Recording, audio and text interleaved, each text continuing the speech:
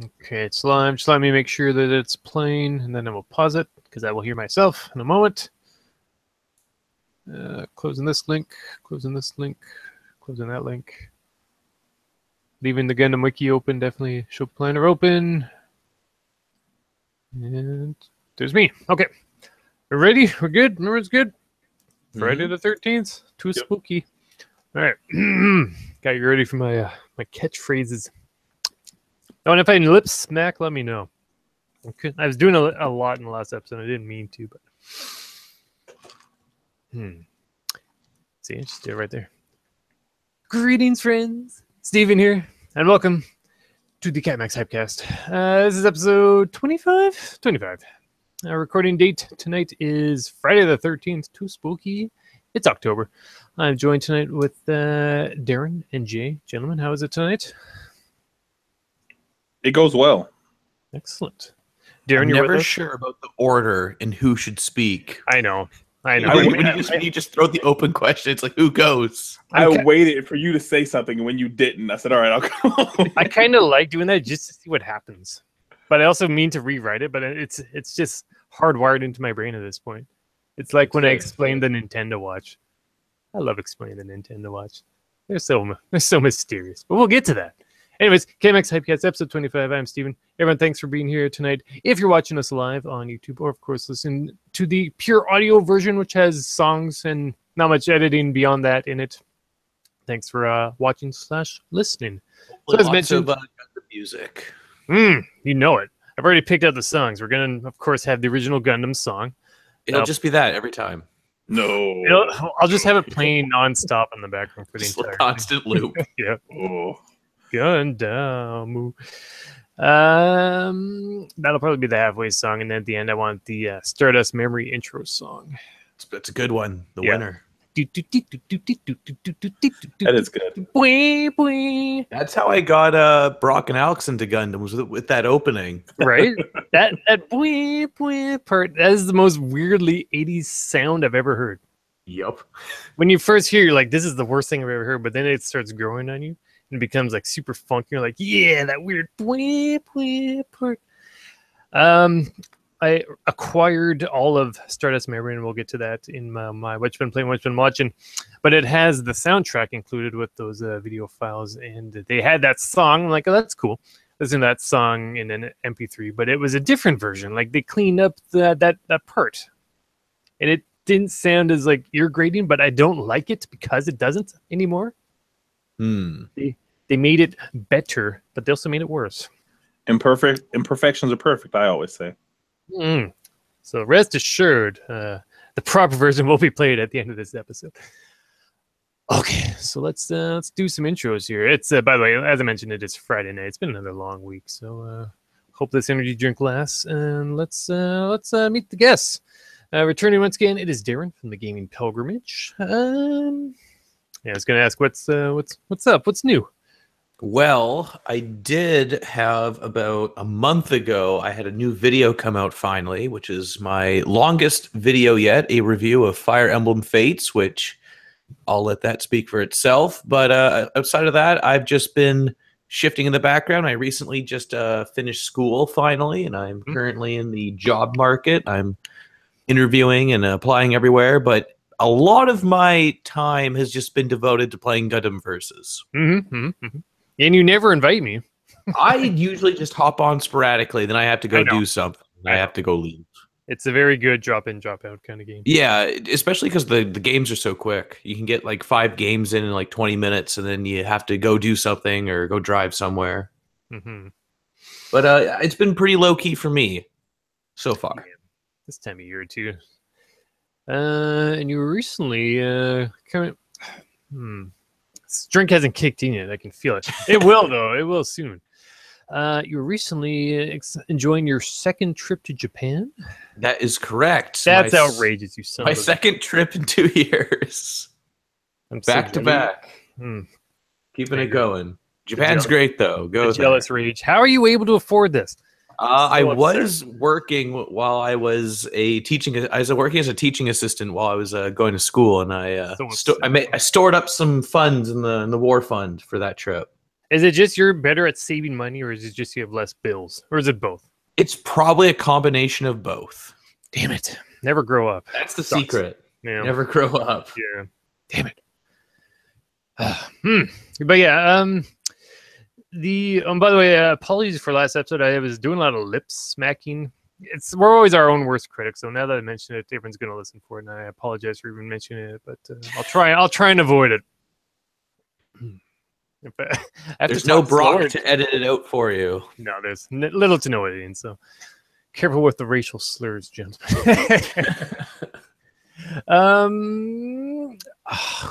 Humala. That was your co-pilot for that adventure, right? Yeah, that's my buddy Kevin. He has a YouTube channel called Humala and a Twitch channel, and I do some stream stuff with him every now and then. And then we went to Japan together. Damn, co-op adventure. Nice. Yeah, I see him streaming a lot. I never watched that. He does a lot of Dungeons and Dragons stuff. Yeah, he does some D&D stuff. He's doing a horror-based stream throughout all of October, where he doesn't handle horror games very well, and so he is subjecting himself to that throughout the months. And then hopefully we'll be doing a bit more of the Pokemon Black Nuzlocke we've been doing together, which has been a lot of fun. Right on. How many Pokemon have been lost so far? At least 7. Nice. There's one really bad patch of grass. Any fan art made for it yet? Oh no, I'm not big enough for that. Yeah, remember when the Twitch did Pokemon, then everyone did the fan. Oh art? yeah, that was awesome. That's a group effort right there. But yeah, the reason I mentioned you say Humala, it's not Humala. It's Humala. I'm not sure what it. I always forget what it's based off, like a book or something. Okay. Now we all have goofy made up internet names anyways. I love watching people who can't handle horror. That's a great thing. It's a good gimmick. It's a I'm good jealous. Gimmick. It's true. The game that still freaks me out the most is Minecraft. I don't know why. You know what I did in Minecraft the other day? Because of this, I'm like, you know what? If I examine the monsters, maybe I will not fear them. So I had a mountain, and I knocked the first wall out, put a bunch of glass in there, and then behind that, I made this whole little viewing zone to look at the monsters at night, and they can't get me because I'm behind there in the super safe cave I made, and it's not the same. They're very good at sneaking up on you. They just spawn randomly out of nowhere. Like, That's how they get you. Mm-hmm. But anyways, the reason one day I'll get to my point. The reason I brought him up is because on his YouTube channel, you can see Darren and Kevin and their wacky adventures in Japan. But that video wasn't uploaded on your own channel, though, right? No, that is his channel. It's on Humala on YouTube. Okay. No, just no interest to upload it to your own channel, or was it just? No, does it meet the criteria? He filmed everything, so I figured that was just kind of his thing. And like on other media platforms, he shared them as well. So they're out there, and I'm tagged and all that. But it's mainly it was his thing, and I'd try to keep the channel more focused, I guess. Yeah, that's good. My channel goes the opposite direction. I just upload whenever. I mean, different strokes for different folks. Mm-hmm. But it's certainly working for your channel. It's a real popular one, the Gaming Pilgrimage. Tell the folks where they can find you.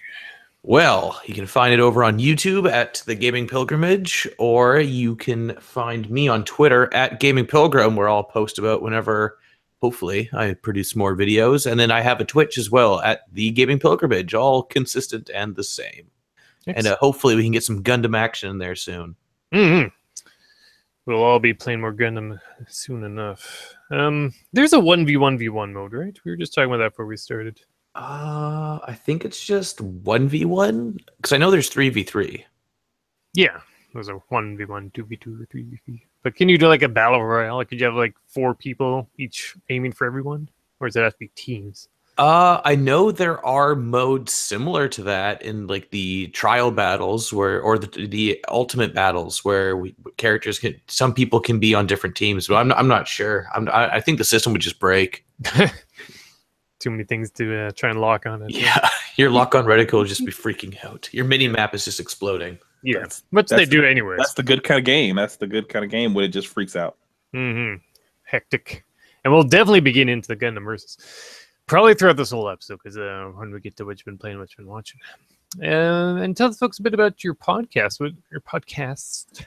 Did I say podcast? That's from a different show. Yeah, certainly. I have the Gaming Pilgrimage podcast, which is a weekly podcast I do with my buddies Alex and Brock, and we often, in a format not unsimilar to this or other podcasts, we just kind of talk about what we've been up to and various news topics of the weeks, and then answer Twitter questions and email questions.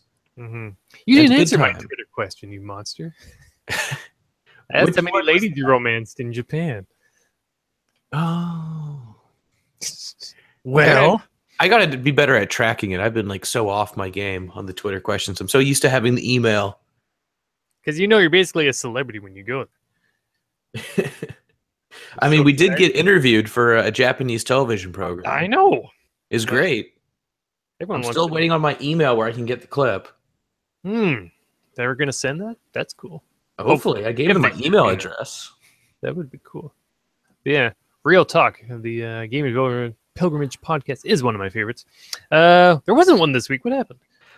It was on me because we had Thanksgiving, so we pushed back our date. Alex had a midterm, and then I had a doctor's appointment the next day, and I had to get up early for that. And so it was just a culmination of a bunch of things just not going according to Keikaku. Keikaku Janai. Yes. Yeah. I don't know how you guys can do a weekly podcast. That's crazy.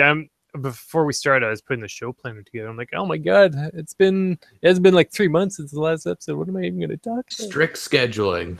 Although when there's not strict scheduling, we miss an episode like this week. Yeah, I'm not interested enough to have a weekly show. I don't know what I would say. Also, a dedicated editor. That would come in handy. That's probably the other secret. My editing's easy because I don't do much. Yay! Anyways, thanks for being here tonight, and welcome. Happy to be here. I spread the word of the best giant robots. There you go. Yeah, if I do a show about Gundam, I had to have Darren on. Oh. No doubt. And of course, shout out to Brock and Alex. I met Brock. I haven't met Alex. I haven't even talked to Alex. Hopefully, we can get him playing some Gundam with us sometime. Yeah, certainly. I know he has it, but he hasn't been on it as much. No, it's been midterms. Yeah. So he hasn't had as much time. PS4 tells us everything. Oh, we see. I don't like that it has our real names. That's weird. Even if it's only on our own system. It's only on if you're friends with them, I believe. You can. It's like certain friend details you can share, I think. But it always shows my own name. It doesn't show whatever CapWare ZX or whatever. I don't know. It's weird. It's kind of Facebooky, kind of intrusive. Anyways, excellent. Thank you for being here. And our other guest, we're still trying to figure out what we're going to call you. But we're going to start with Jay. But we got a lot going on. We got a lot of branding. I'm trying to create branding. We'll say that out there. Throw that out there now. Okay. Well, what sounds good? Tell us the prophecy. That's right.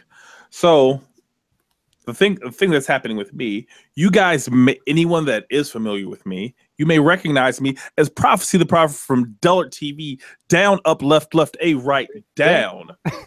That's the best part. That's what's that. Yes, it is. That's can't not want to say it. I have to keep it. It's a hard thing, especially when you're trying to branch out and maybe do more than the Dullard TV thing, because that's the thing I want to carry with me. But the bigger news of that is why I'm trying to keep myself in a brand and whatnot.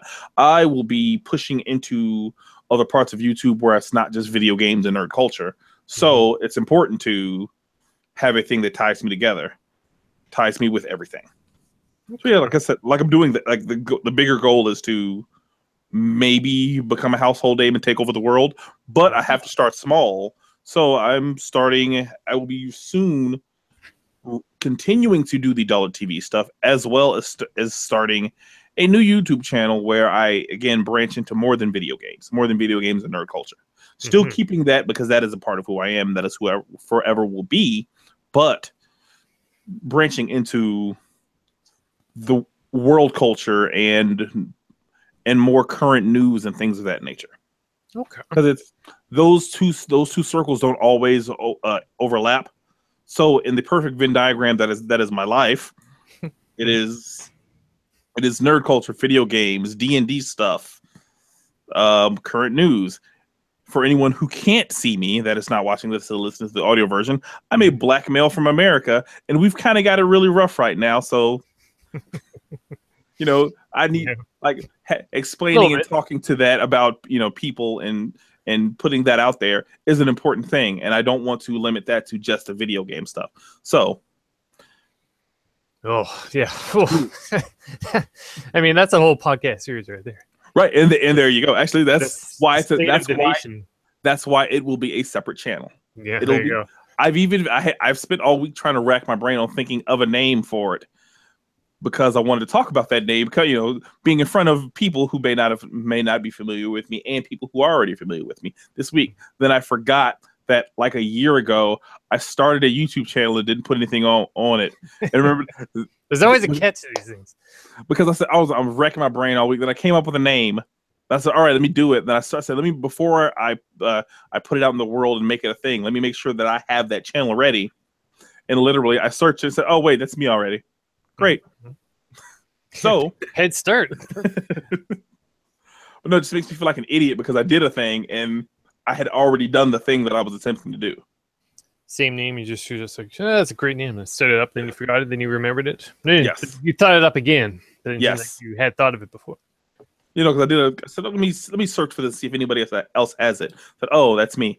But yeah, it's like in Minecraft again. I'll wander over there, I'll build a base, then I'll wander over there, then I'll be lost. Yep. I'll play it for a week, and then I'll eventually wander around. It's like, it's that base I made. It's back.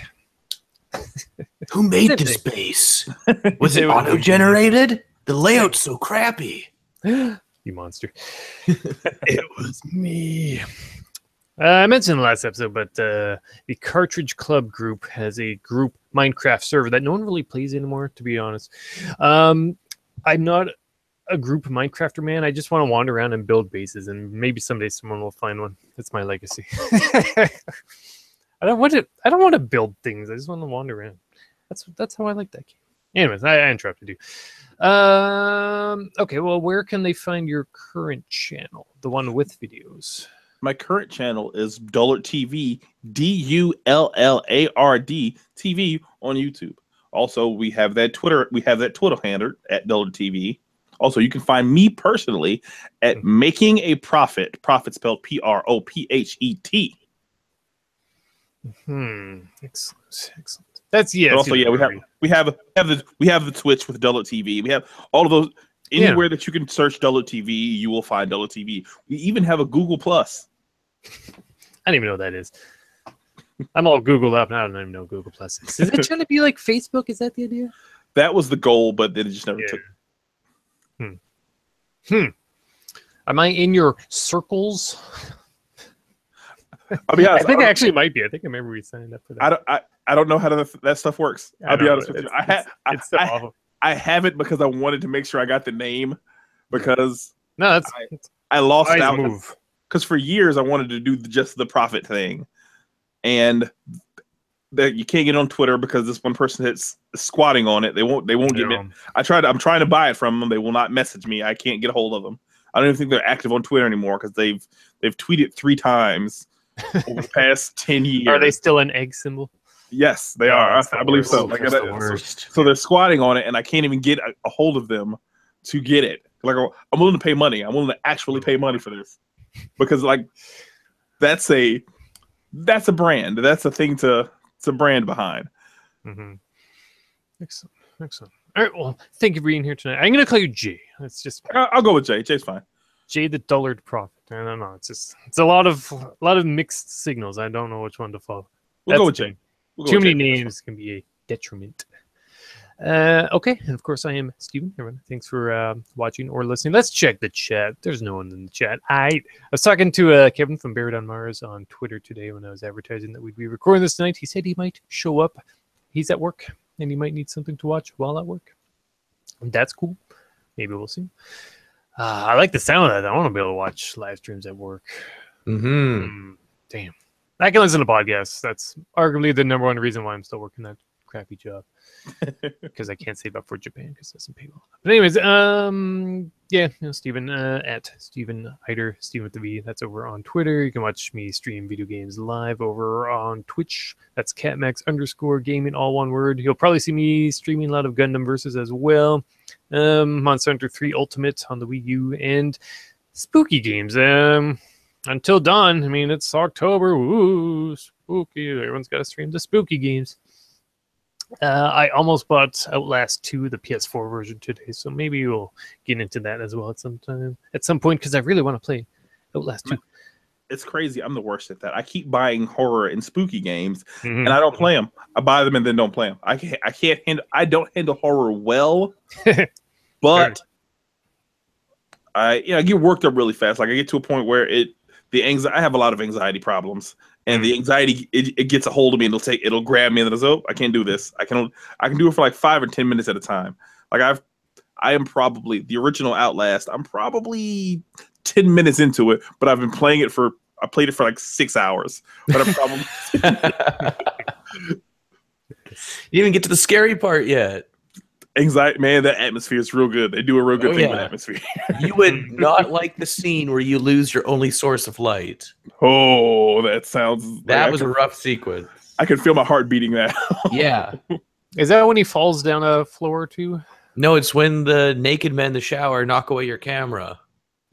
And it's just you in the dark stumbling around trying to figure out what the naked men in the shower are. Yeah, I think I made it right past the part where you talk to the big hulking thing for the first, like, when it is referencing you, and then that's it. Lots of naked men in that game, that's for sure. Yeah. The thing I like about that series, Outlast, is that you're basically a news reporter with a camcorder, and you're actually rewarded like the achievements or extra story for filming things as you play the game. Like the camera, as far as the gameplay, is mostly used because it has a night vision, and usually you're just wandering around in the dark an awful lot, and you use the camera to actually see what's going on because it's very dark. And this camcorder somehow has night vision, which is super cool, and I want one.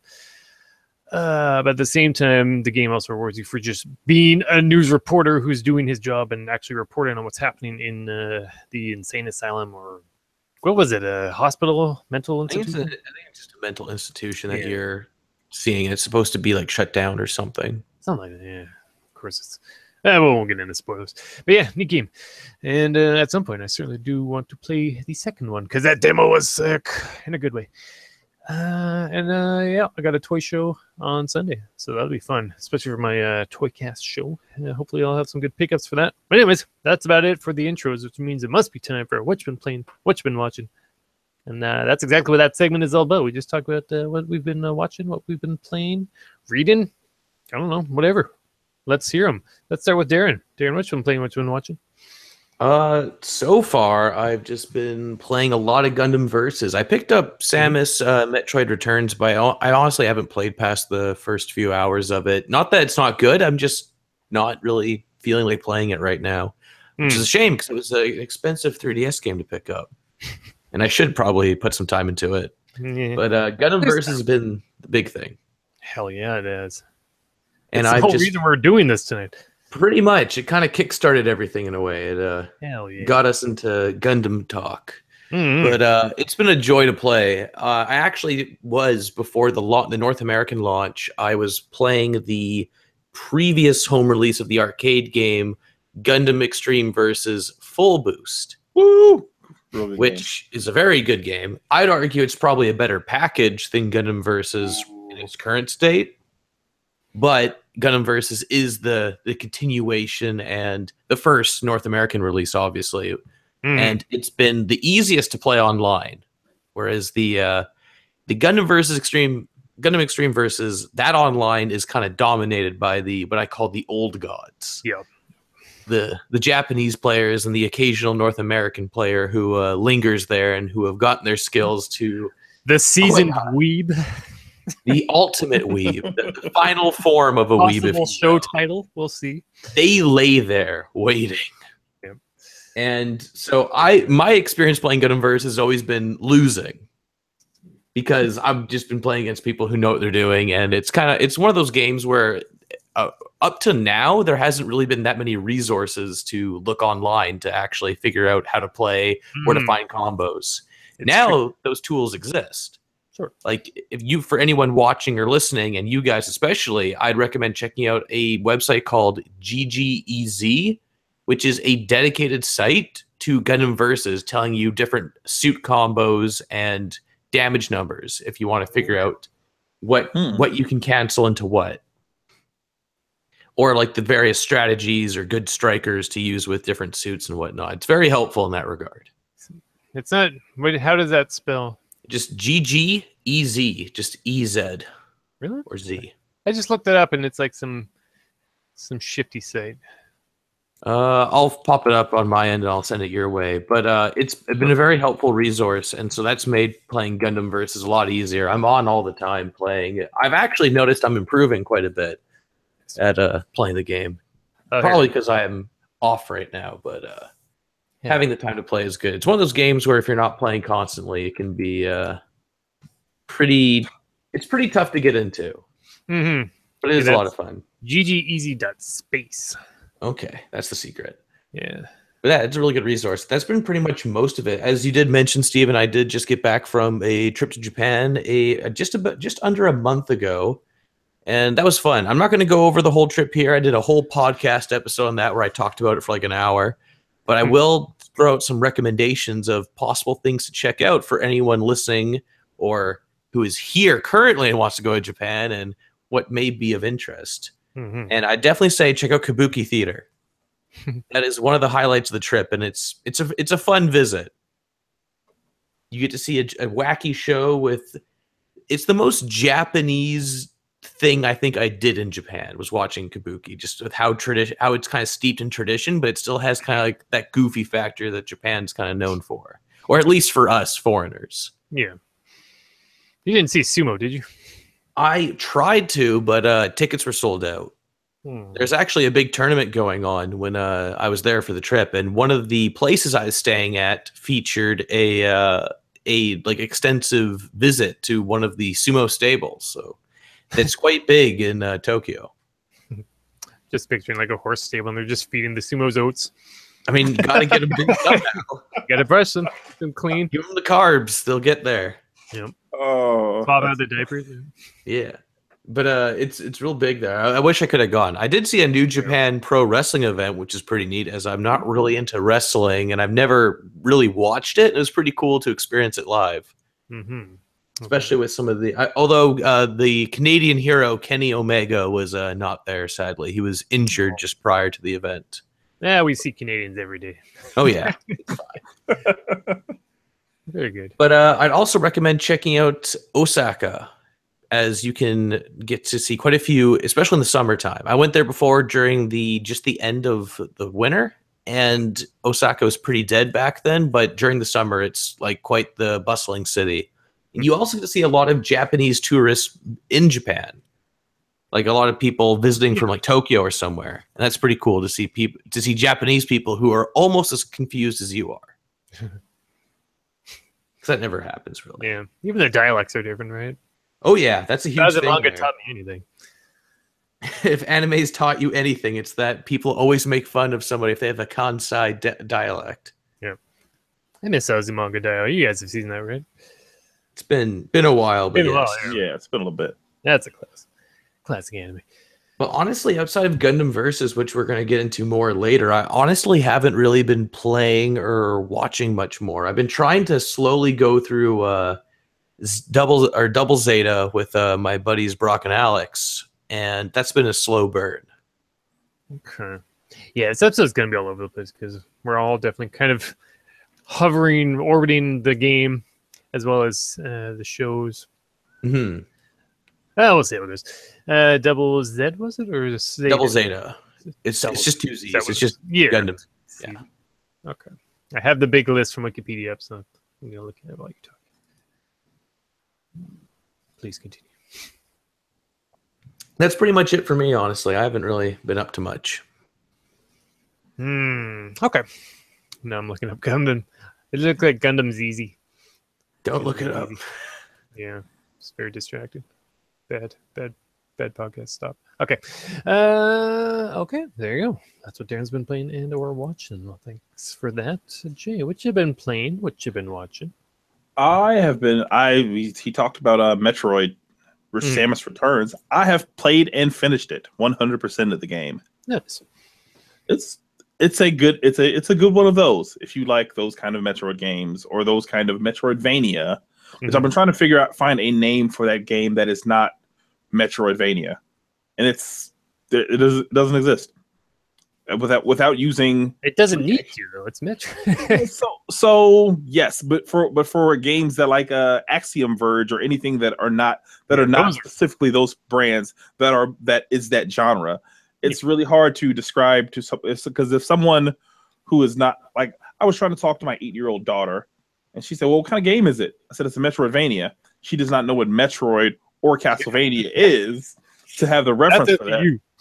Well, no, so so those games are impenetrable if you don't know the real essence of platforming and all that stuff. Like yes, I can push her into that, but then I become a bad parent because you shouldn't force your kids into things that they may not be ready for. And I don't think most people are not ready for the burdens that those games carry. What you do is you lock her in a room with a Super Nintendo, a Super Metroid, and you say you need to beat at least Kraid before you can come to dinner.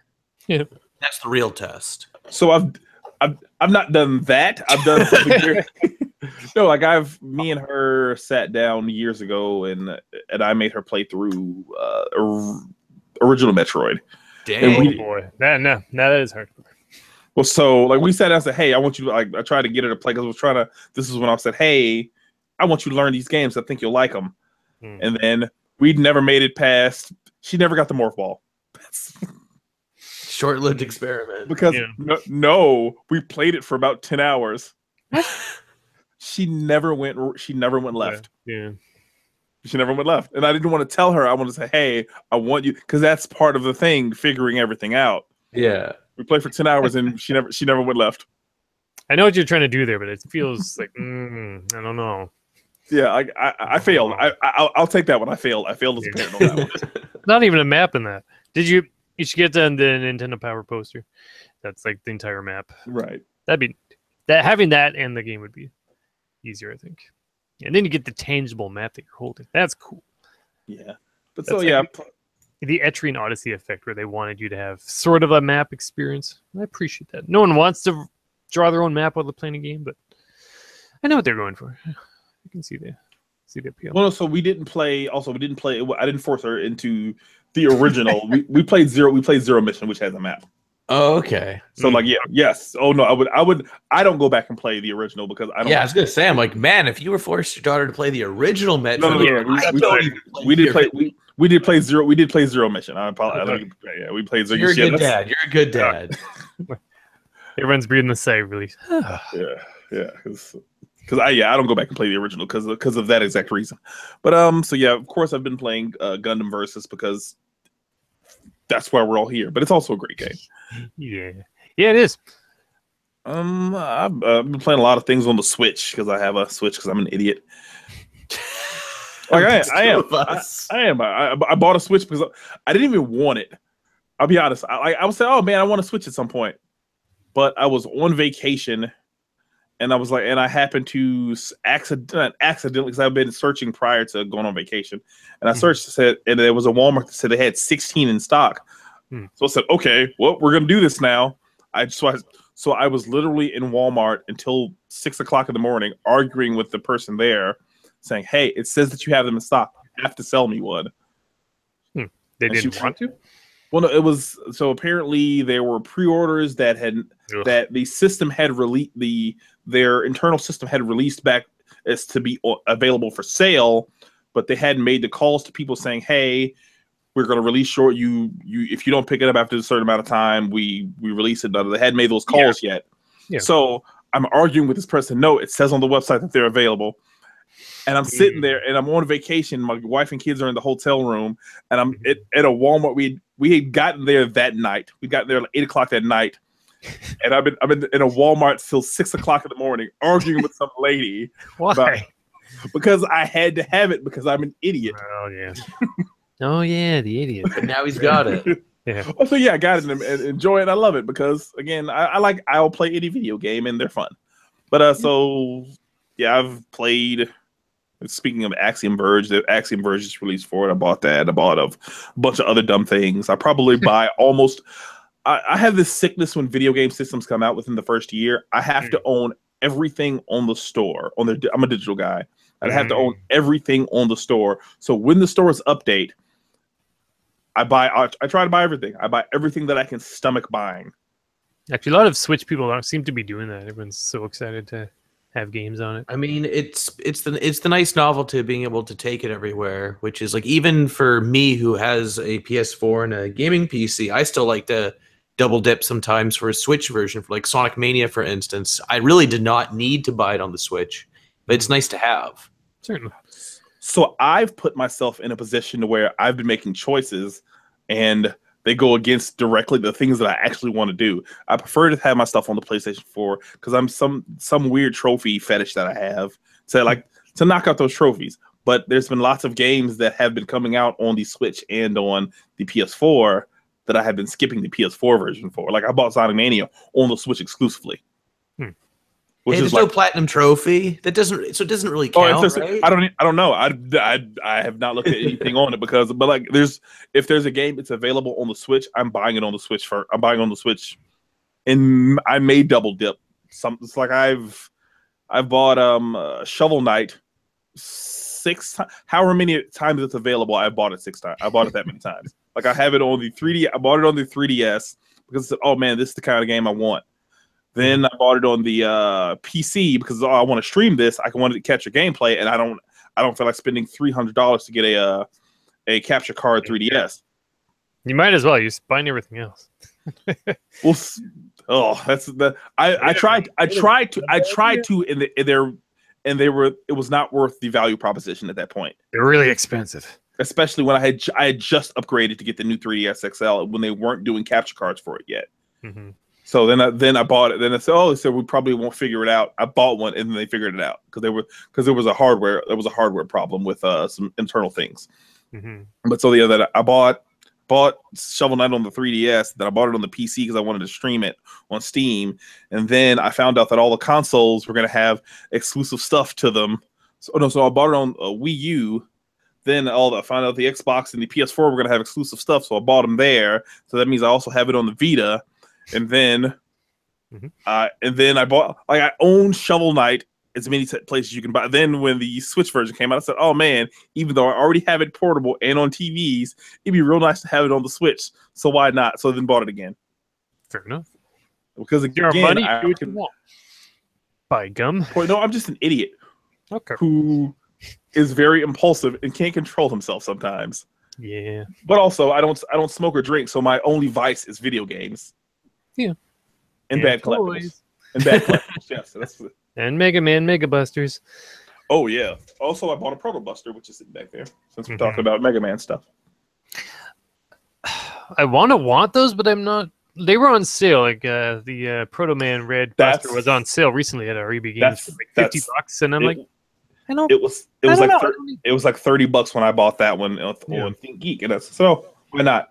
Because me and one of my kids can chase each other around the house and shoot it. Yeah, pew, pew, that's what we do. Yeah, I went through a Nerf phase just recently, and I'm just like, nah, just keep it. I'm trying to cut back on everything. I had to fall out of Nerf because those guns are really expensive. Yeah, well, the darts and. Well, no, just like the guns, like trying to keep up with the Joneses on buying the guns. Those are like I almost spent today. I was to the store with my wife and I almost spent like $100 on a Nerf gun. Yeah, was it one of the rivals?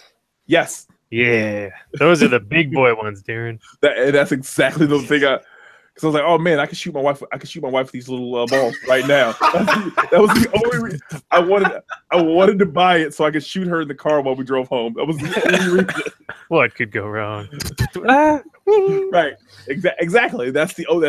I talked myself out of it because every penny. I talked myself out of it because I said, man, we'd probably die, but it'd be worth it. All the ones I found at thrift stores for pretty reasonable prices for the most part. No, we just happened to be in a store, and it was sitting on the shelf. It was sitting on the shelf, and I was like, "Oh, it's a big box." Like, ooh, it's dead. Yeah. So that's what got me. I said, "Ooh, that's big." Yeah, yeah. No, I mean, all.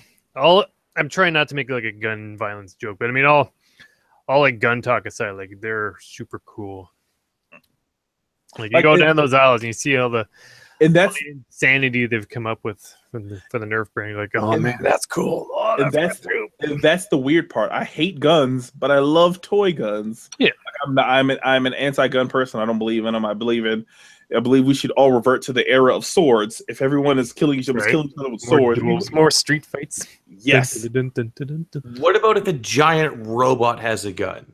I'm all for that. All right. But we need more real life giant robots. I know. Yes, that's what we need to put our priorities. I was talking about looking into joining the Navy not too long ago. I'm like, well, if they have mechs, I mean, we'll talk. Boats. I am also anti-military. I'm also anti-military. But if there were mecha involved, if it was mechs, I wouldn't be. I can't co-sign that. But mecha, I can co-sign. Starfleet. I mean, I'll sign up for that. Yeah, I want to explore. Absolutely. But what are we doing now? It's like nothing. It's so boring. Stupid modern day. But yeah, I've played Golf Story. That's the last. That's probably the most. That's a good one. I've heard really good fun. That's a good segue. It's really fun.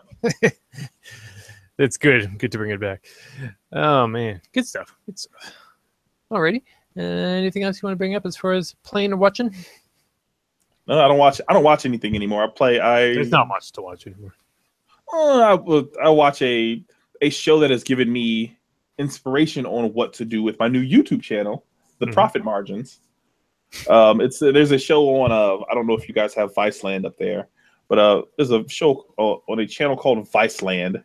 It's two black guys from New York. It's pretty much there. It's a nightly news show. It's a nightly, I don't say variety show, but it's very much in the David Letterman, Jay Leno type of thing, where they're just talking and they interview a couple people or a person. Sure. And it's that. So I've taken inspiration to maybe do that with a buddy of mine who I'm yet to be named, because I want to make sure he's down to do it. But yeah, I'm just trying to. Been watching that to try to take cues of how I can structure and how I can do a bunch of things. They're called Dasus and Mero on the Viceland. You should check it out at some point. It's a pretty good show. They're hilarious guys. What kind of guests do they bring in? Athletes to people in the music. It's just pretty much whoever they can get. There's no hard line, except for usually there's a lot of athletes, I've noticed. Pretty good. And that's a YouTube channel?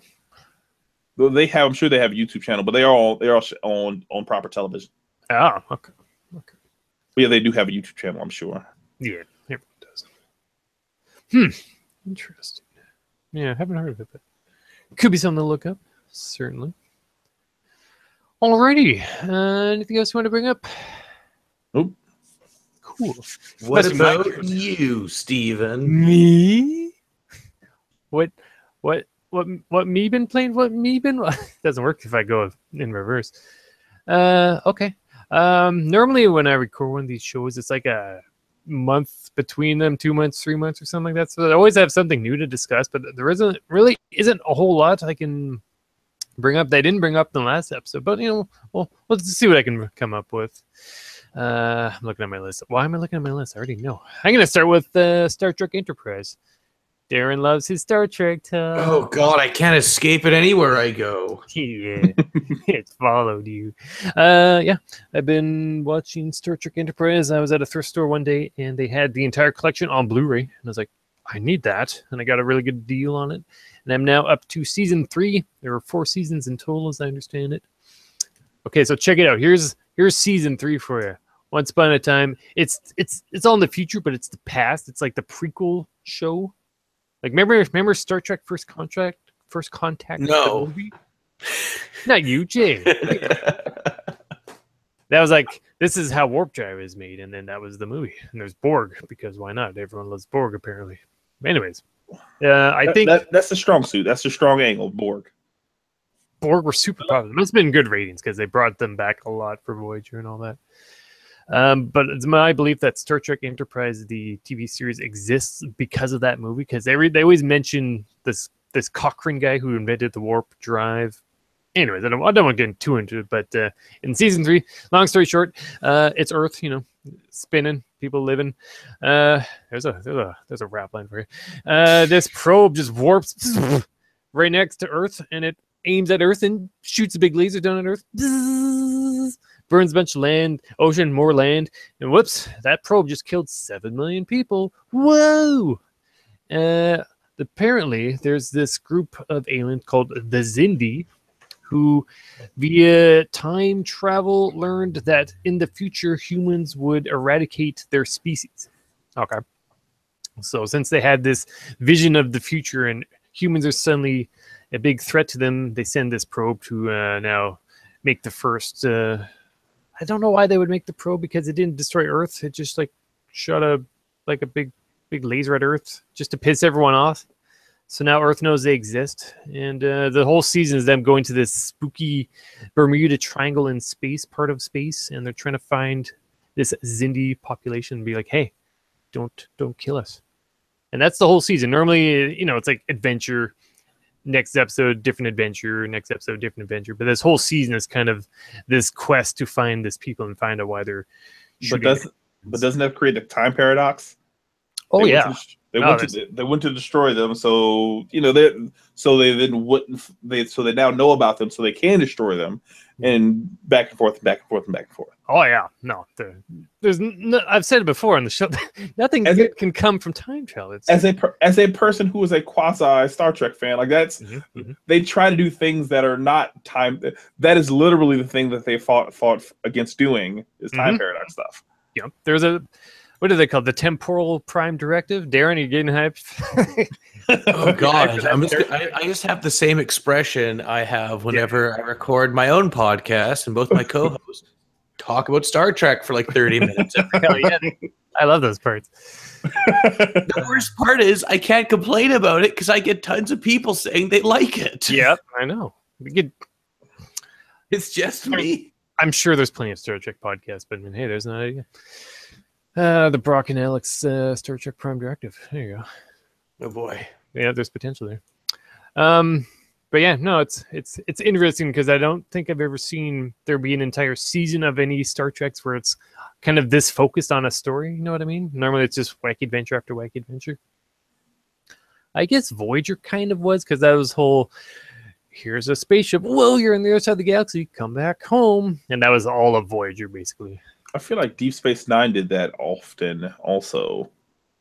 Yeah. There was wacky, quote unquote, dangerous adventure. But certainly. Then you also had the overarching story from. You need that arc. You need that arc. Yeah. Prophecy. There's your prophecy. I see where you got the name from now. Wormhole aliens. Yeah. Darren, we're getting deeper and deeper. It's trying to bring it back. It's not ending. Yep. Anyways, lots of time travel hijinks. There's been a few, like the very first episode, there was time travel hijinks in this Enterprise series. I actually just saw a really neat episode where, because of subspace anomalies, the captain is he loses his long-term memory, and it kind of affects him to the point where he obviously can't be a captain anymore because he keeps forgetting what happens. And bad things happen because he's not the captain anymore. And long story short, they don't stop the Xindi from making their doomsday device, and they do destroy Earth. So that's unfortunate. And the whole episode is eventually, I'll kind of spoil it because why not? They find out that if they defeat the subspace creatures in the captain's brain, that will, because it's, no, you can't go into it. You have to see the episode, but they fix everything in the end. Everything's fine. It would be neat for them to do a whole series of. There's been a lot of episodes like that where it's you see worst case scenarios happen, and I'd love to see a whole series that's just the Borg are everywhere. That'd be neat. I want to see the worst case scenarios in a whole series. Although I guess Discovery, some might say that is the worst case scenario for Star Trek in general. Yeah, I don't mind it. Darren, did you watch the new one at all, even with Brock and Alex? No, they, like many things, cannot wait. Yeah.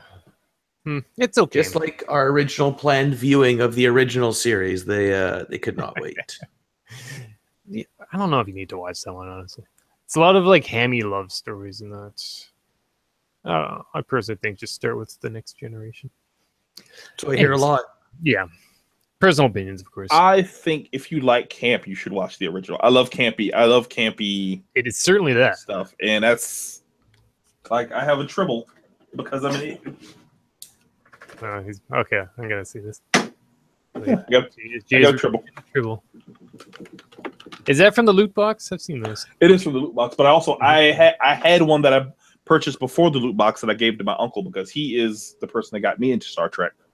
So I figured that was a cool thing. Then a month after I gave it away, I got one in the mail. So win-win. Cool. But yeah, no, I've been enjoying it. We're I think halfway through season 3 and then season 4, and then that's it. I guess I have to watch Discovery at that point.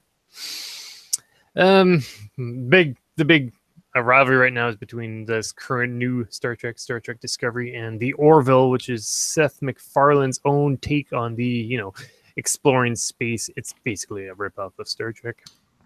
I haven't been watching either one, honestly. I've heard nothing but good things about the Orville, though. I've heard really good things about that. Yeah, I watched the first episode of both, and I saw the third episode of Discovery, and I saw the first episode of Orville, and they're both fine. I'm in no rush, though. I'm enjoying Enterprise.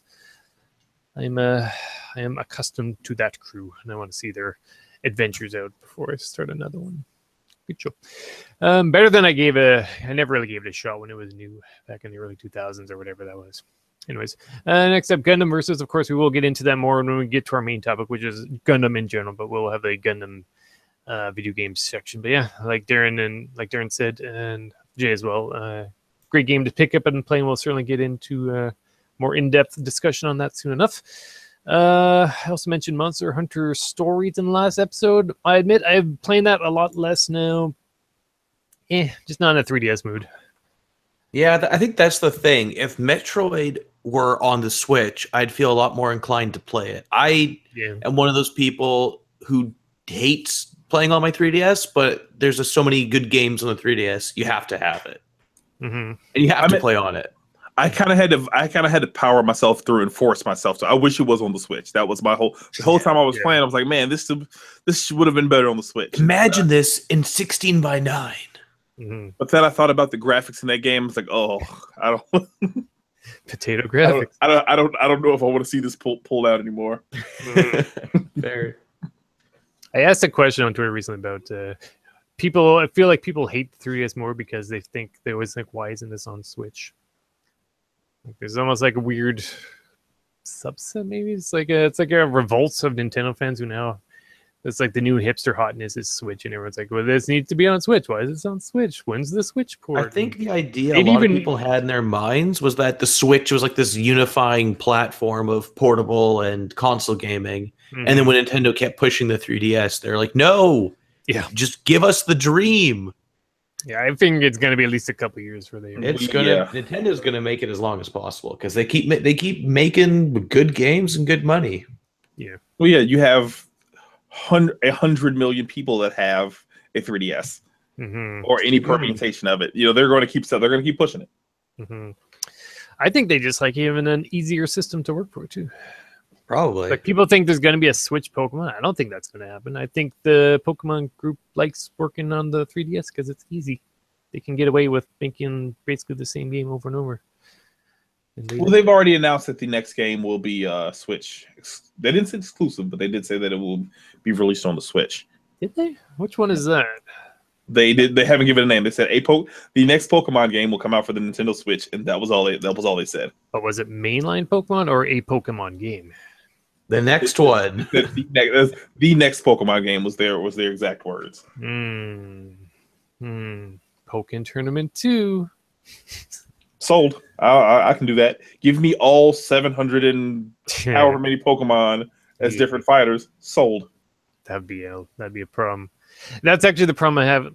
The problem with Monster Hunter Stories I have is that you just get to this point, much like Pokemon, where you've just got too many critters running around. It's like, I love you all, but I have to pick now between like 500 of you, and I can carry 6 or 5. And so it's like, oh no, I want you, but that guy can climb vines. you can run, but that guy is like a subset species, which means he's cooler and he's got better paint on him. That's a Transformers reference. Yeah, you know, yeah. I'll get to it. I even watched the anime a bit more. The anime, by the way, Monster Hunter Stories, the anime is exactly the same as the game. So you can experience one and not need to experience the other. So if you don't want to play the game, watch the anime.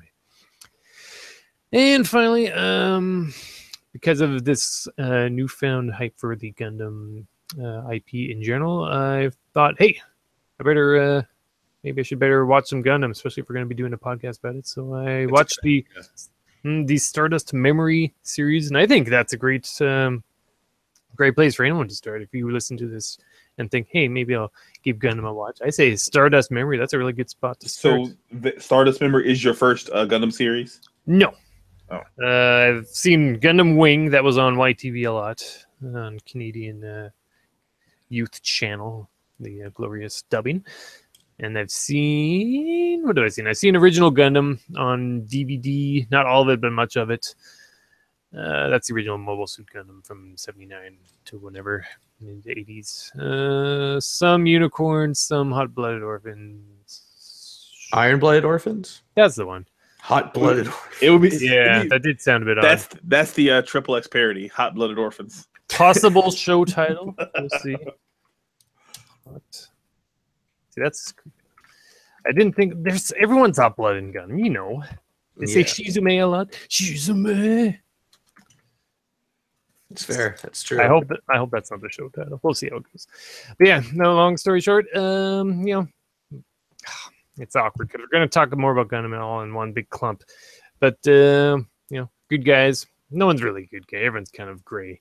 But one team is making new Gundams, big robots, and the other team is like, hey, we're going to steal one of those because no one locks the door. And he just kind of gets in one of the robots and flies away. And then they're like, no, give us that robot back. And then they become rivals, and then it's neat. I don't want to get into it. We'll get into it more later.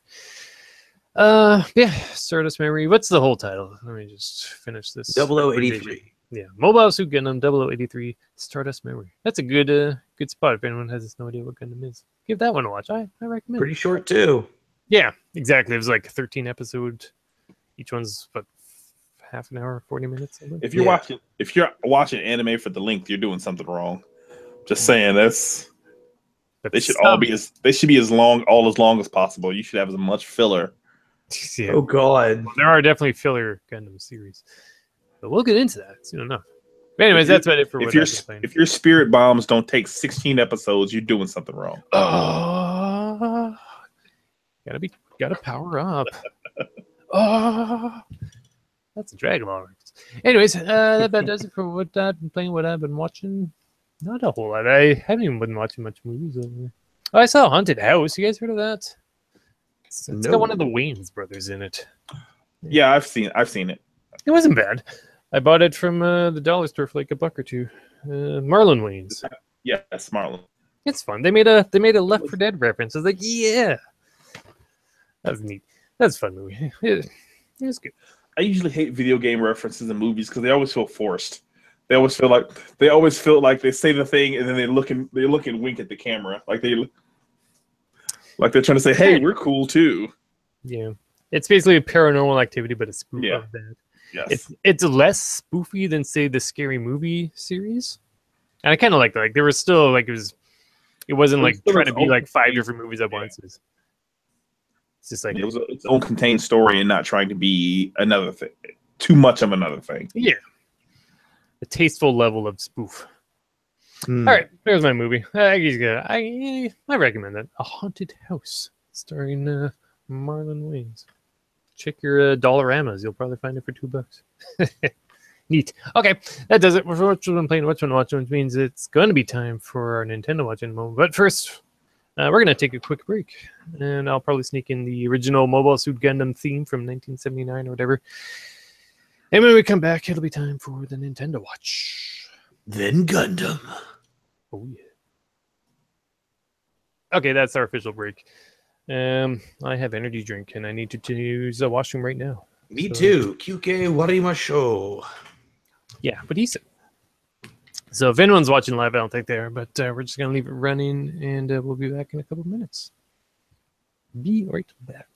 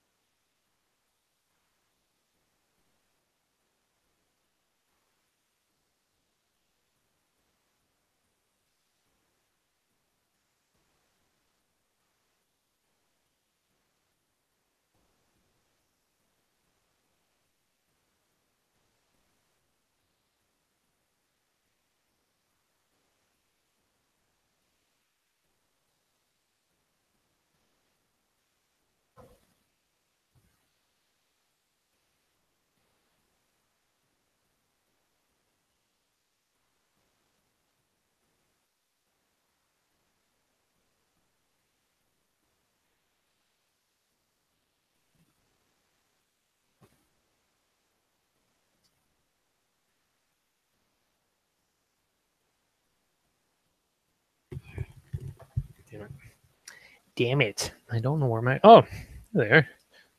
Hey, I found my rulers. Before we started recording, I was looking for these rulers, and I didn't know where they went.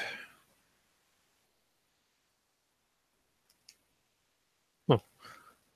I was looking for them because I was trying to figure out exactly how high 7 inches was, because we were looking at toys, third-party Gundam figures, and there's a neat one that was 7 inches.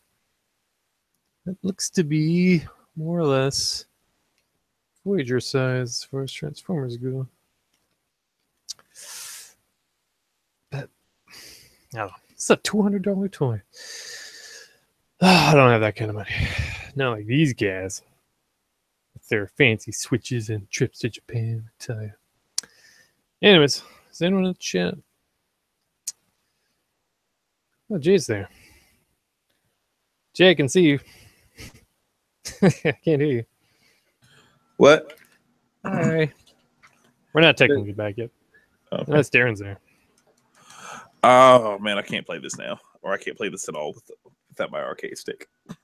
BM, we got to bring that up too. That you can use arcade sticks. It's a good one. It also has the legacy mode where you can use a PS3 arcade stick. You do not have to have a PS4 one. That's neat. I actually sold one not too long ago. I had no need for it because I wasn't using it for anything. I kind of want to play this game in what's that? Iron-blooded orphans. Hot-blooded. Yeah, so I've done some awful things to the controls. I've done some remapping and stuff. So I just tried to play it with the controller, and it's I can't do it. It just made me angry. Just attempting to. When does what's the guy? Which bot is that? The one that is hot-blooded. The DLC bot, the cool looking one. The wings and he's like hot orange. Oh, Hot Scramble. Yeah. What series was he from? He is from a manga, I believe. Really? Exclusive manga. That's cool. Because I know the High New Gundam is also from a manga. Isn't that from Char's Counterattack? The new one, the new Gundam is from Char's Counterattack. The High New is from a manga or the manga continuation of that whole story. That's cool. I didn't know Gundams, or they had exclusive Gundams in manga form. That's neat. Oh yeah, there's like for the stuff that everybody knows with Gundam Wing is that stuff, but there's a continuation of that is exclusively manga. That is like it's like 10 years in the future from that. Like they've grown up. That's cool. Still kicking it.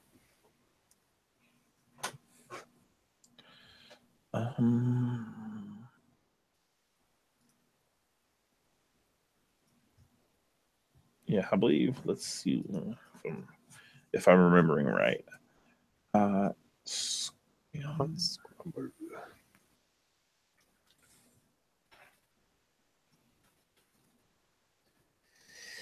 Gundam, Mobile Suit Z Gundam, Hot Scramble. There's a game? Oh, yeah, that's true. There's a game. I've seen that. Wonder if it's the same. It's a pretty good striker, too. It's a Gunpla. I don't think I've ever used it as a striker. Maybe, I don't know. I know I've equipped it as one. I don't know if I've actually used it because I don't think to use the scrambler, these strikers unless somebody else. I did also. I had all that coin. Hell yeah, that was awesome. Yeah, you can't make money single player. It just takes forever. Well, but so that's the way. Like that's always the way I've played those games. Like I've played the previous two, and like I was just because multiplayer is so impenetrable. Like it's no fun to lose every time. Yeah. If you have, I am back. He's back. Not every time, but yeah. Like if you're learning at least. Well, but in the PS3 ones, I lost every time. I can't think of a time I ever won online. So much so that when Extreme Versus, yes, no, yeah, Extreme, Full yes. Boost? So I have both of them. I have the Extreme Versus. Then I bought Full Boost because I imported a copy of Extreme Versus. Then they put out Full Boost digitally. So I then bought Full Boost digitally. They have a physical copy for Full Boost as well. Well, so I'm a digital guy. Like it's easy. Yeah. It's a lot easier for me instead of trying to send off for a copy and have it sent. And it's just easier to. It's a million times easier, especially for import. Yeah, buying the cards and then slapping them on the system. I had to pay like a $15 fee to get online working on the used copy I bought because Bandai implemented that system. Oh, I didn't know that.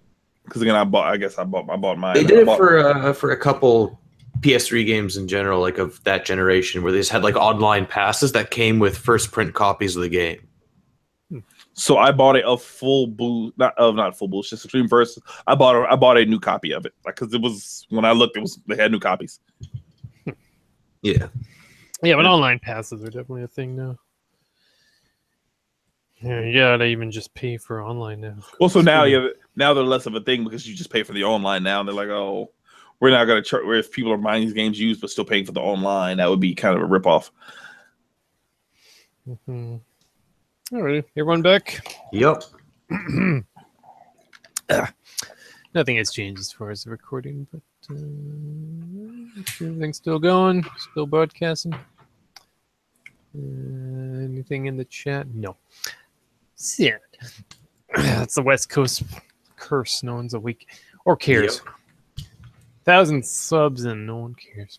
It's noon. Noon's the time. It's all sex bots. Sex bots. Good subs. Always in abundance. Oh. Okay. Oh, burning. Now I'm hot-blooded. But yeah, before we were just saying hot scramble Gundam. That's cool Gundam. It is. It looks neat. All right. And we're back. Cool. All right. So that was probably the original Mobile Suit Gundam theme song. That's a catchy song. You'll hear it a lot in Gundam Versus. You will. Gundam. Especially the installation. Yeah. It's fun. Until you hear it. They got really good synth drums in that. Yeah. That definitely has that old school 70s sound to it still. Yeah. That's fun. That was all over the place in that anime. And what is it? What's the Power Ranger guys? The Toku Hatsus, whatever. The which? You know, the like the Power Ranger types. Sentai. Yeah. Super Sentai. Yeah, that kind of show. Anyways, we're back, which means best of time for the Nintendo Watch. That time in the CAPMAX Hypecast when we take a look at that most wacky and mysterious of companies, Nintendo, and we say, hey, what are they up to this time?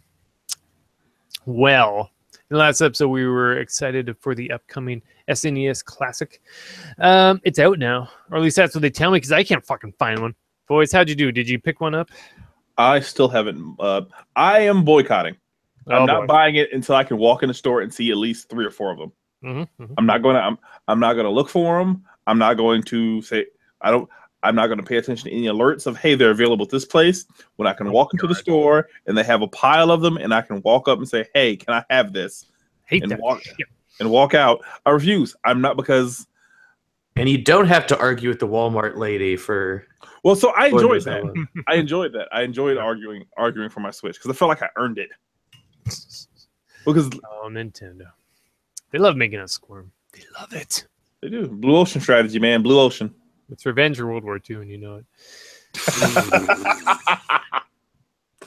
Oh, that shouldn't have been as funny as it was. Yeah, that's by the balls.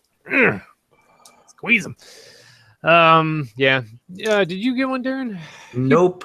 I had an opportunity to buy one, but I just honestly, I think it's a cool product, but I just don't really have interest. Really? It's got RPGs. You love the RPGs. But I've already played all of them, and I have all of them on this emulator right now. I really want to play Star Fox 2. Really? You can right now. So I hear that that's a thing already. Yeah, it was a thing way before this came out. But like, play it in its full because a lot of the work done for the versions that were before this were people trying to fill in the gaps because there was no one whole piece of the thing available. It was pretty much done, but yeah, it wasn't. Yes, it was not yet. Nintendo complete. And I'm all about the playing a game the way that the full version that the creators intended. Yeah, so that's fair. Yeah, no, they Nintendo claimed that there would be many more. Now, to be fair, I mean, day one they said there'd be a lot. There weren't that many. As far as I know, our town was sold out before lunchtime. We have a lot of resellers in town too these days. I used to do a gamer hall pickup videos on my YouTube channel, but now it's a wasteland as far as games. That's one of the main reasons why I started collecting other things such as toys, because at least I can still find some random thrift spots. Games, not so much. Yeah, I don't know. Or did you guys think there would be more? Like, how many more did you think there would be? I never believed there would be more. Yeah.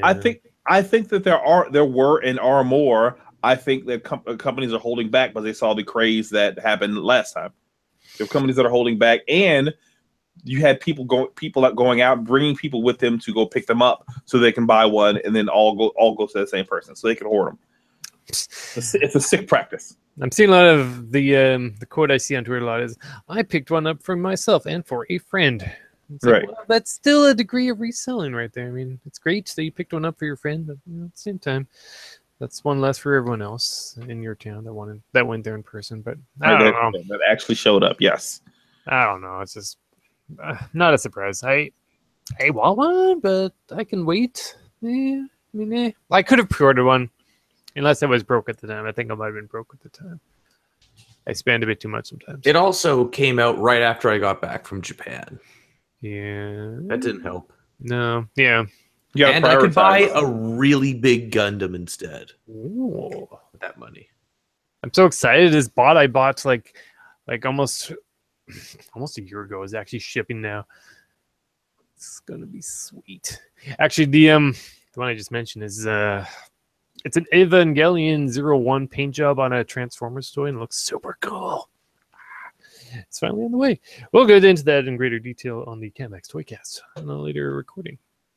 But yeah, I don't know. I mean, it's out. If you can find it, awesome. If not, don't be surprised because there's not that many. I understand they actually did ship more into town today, but of course they were sold by the time I could get back to a store. I work really close to an EB game, so it's not too hard to stop by there a few times in the day. But no, they were gone. Yeah, it's like $100 Canadian for that thing, I think. Yeah. Comes with 2 controllers. That's cool. I want one. I don't know if I'd play it all that much. I've barely used the. It's a cool product. I'm sure if I walked into an EB and it was just there, I would think about it at least. But like, it's just not really been a priority. Yeah, like, I think it's a way better package than the NES Classic. I just don't really have the drive. Yeah, there's so much to spend money on these. I am one of those people who would love to have one. I'm going to buy them. I'm going to buy one. at some point, maybe if I can. But I have a Retron 5, and it may or may not be modded to play all of those. So I don't have the issue if I want to play them, except for the proper Star Fox 2 version. Like I can hypothetically play most of those games. I will not. I'm not going to, put myself out there and say I do illegal things, but I do illegal things. There you go. It happens. They know. Yeah, that's really all I had for Nintendo Watch. Is there anything else? That thing that they said would come out is out now. I've got the 2 new Super Mario amiibo. I got a Koopa Troopa and a Goomba. Oh man, I didn't. I saw those today and weren't sure if those were new or not. I'm like, eh. They came out the same. Was it the same day? I didn't know that. I saw both of those today, and I should have bought those. Yeah, I am out of the amiibo game. I think outside of a couple of specific ones, because I have behind me a lot of amiibo. I don't know if you guys can see it as I talk, but I have a lot of amiibo. I have 2 of the Mega Yoshi amiibos. Like I have a lot of amiibo. Well, so I bought both.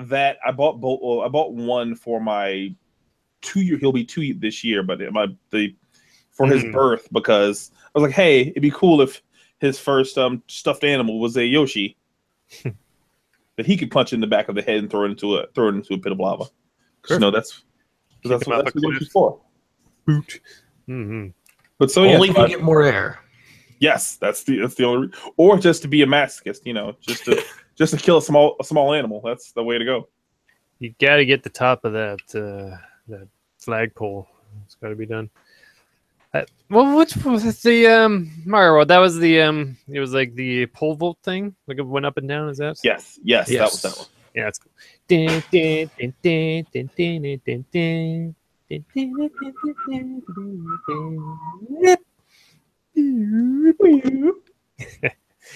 Mario. See, that's the Nintendo I love. Not the one that makes me go across town every single day for a stupid thing. As I was saying, I'm out of the amiibo game, and so I found out that my phone has an NFC tag writer. Okay. So you can buy NFC tags and make your own amiibo. Yeah. So instead of hunting around town, like I'll buy the ones that I actually want to collect, but I'm done racing around town trying to find the ones for gameplay stuff when I can never find them and do a bunch of weird things. Yeah, I ordered some Zelda cards that had those on them. For that reason, I got like 2 out of the 12 I ordered. It was weird, but they were like $1 each. Iffy eBay seller. I don't know where I put them though. Yeah, whatever. That's something eventually. That's more for the end of the show, but that Zelda DLC must be coming up pretty soon, right? They said, like to think so. They said Christmas. They said holiday, so I assume just after the holiday rush, they'll. I'd imagine they'd be pushing it like in November. Like they probably want to space it out between Mario Odyssey. Yeah. So I think those people, the people that have already bought Zelda, plus the people that are definitely going to buy Mario Odyssey, they're going to buy them regardless. I don't think they're worried about they don't think the money proposition. They say, hey, we'll put both of these out on the same day and you'll like it, and then we'll say yes sir, Mr. Miyamoto, and then we'll bow. I think it's just a better way to fill their release schedule.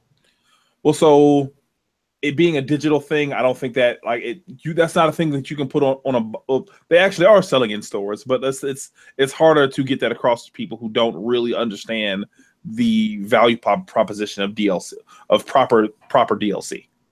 I think just mainly it's like a marketing push to make the game more relevant in the current news cycle in a way too. You push the DLC, or like even a complete release with all the DLC included on the card. I don't think Nintendo goes the complete release. Now I would like, well, again, I'm already digital, so I'm a digital guy, so I already have it, and I have the versions they're gonna have. But I don't think they re-release until they do their it's not called the greatest hits. What is the Nintendo version of that? Nintendo Best? Nintendo Select. Yeah, Nintendo Select. When they do that, they'll say, oh, here's the complete version of this, the way we intended you to play it. Or that's a bigger question. Do they continue that program into the Switch? It's a thing that they've done, but now when you have things like DLC that you then have to pack into the game, do they do that? I think they would do it, but they just wouldn't pack in the DLC if they're going to keep the trend up. Haven't they done a couple releases every now and then where they already had whatever latest update in the disc, but they didn't mention Well, it? but that's updates compared to like all the DLC. Like you can't buy a version of Smash Brothers with all the DLC. True. Like, I guess it depends on the game too. The nature of the DLC itself. If it's a game where they just give for free, like Splatoon 2 and ARMS, I'm guessing that's all free DLC. I believe so. Yes. Majority. I think so. I don't know. I don't have a Switch. Well, also, Nintendo maybe needs to figure out how they want to handle DLC because it's almost impossible to find DLC on the Switch store. But that's neither here nor there. Yeah, I haven't seen it. You have to go into each individual game that may have DLC and then scroll down the list. You can't. If you search DLC, there's 3 games that come up. How excited are you guys for Mario Odyssey? Should I be more hyped than I am? I am very excited because I love Mario games, and it's been a while since we had a really solid open 3D Mario game. Whoa, now 3D World. That was really level based, though. I'm talking like the open, big, wide areas that you'd have in like 64, Sunshine, Galaxy. I really miss that style. Yeah. I do like 3D World, but it's not what I was craving. No, I resent you for bringing up Sunshine because I don't think it's a real Mario game. I mean, I brought it up because of obligation. Okay, Sunshine is a video game. It is, yeah. It's some would say it's a video game. Some people put in the trash can. You go, yeah, you can put it there. Yes, that is why that's where it belongs, right next to Mario's Missing. That's all I'm saying. It was a very unique game. I remember a lot of like random levels from Sunshine. Wasn't there a level? Remember that weird level where you're on like a big tree? It's like a bunch of trees and there's a thing in the middle of the trees, and you can go under the thing or over the thing, and there's like these huge ass palm trees going out of the main level, and it's like a really tricky run to get up the tree. You know, despite your very in-depth description, I can't recall that one. Damn. I'm playing with the One Ring right now, if you're wondering. It's not making me invisible, though. I think it's broken. I thought that was the Sonic ring from the Mania the collector's edition. I have that over here. We can't see it because you're not showing it. So. Who knows? I could be lying. Hey, did you see this when I tweeted this out? Look at that. You guys have that? Ooh. That's one of those physical things. I didn't do the physical. Yeah. Steven is showing to the camera, for anyone listening to the pure audio version, a Gundam versus... It's not a pre-order bonus, though. One of the employees at EB Games got this from, their cool events that they get to go to. The managers get to go. They get a bunch of free stuff.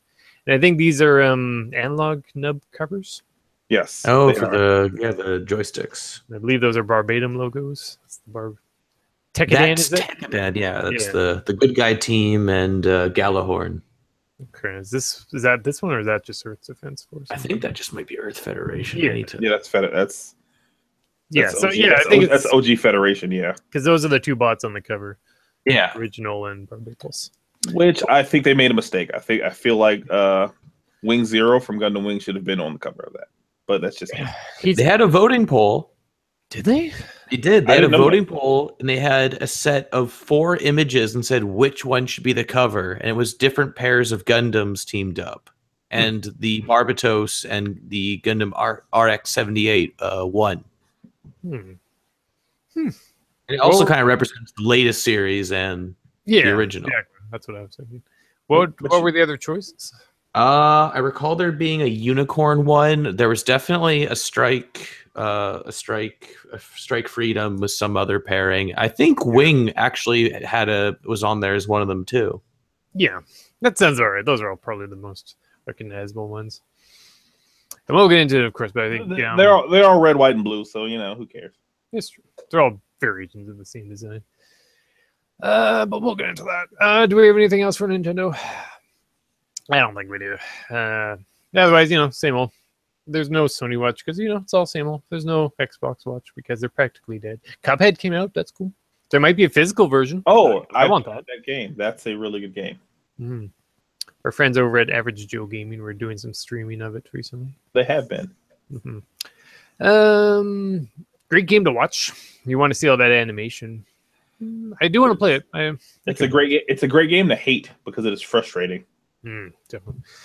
That's the whole point, though. It's like tough as nails run and gun shooter. It's the Dark Souls of side scrolling. Anyways, okay, that does it for Nintendo Watch. We're gonna sneak in one quick interesting bit of news because I wanted to. Assassin's Creed Origins has a no-kill mode. You can just walk around and see and learn about ancient Egypt. Neat. What do you guys think of that? That's fun. Cool. I think for a game with that much detail in its environment, and the baking process of creating all that, I think it's worthwhile to have a mode like that. I think it's a waste. They could literally make that into a separate thing. Call it Assassin's Creed. But so instead of doing it based on this single game, put it into where you explore the entire Assassin's Creed universe and you learn the historical references through all of them. Put that all in one game where it's just a big game, though. Where it's a virtual reality tour. Stick it in VR. Yeah, that'd be all right.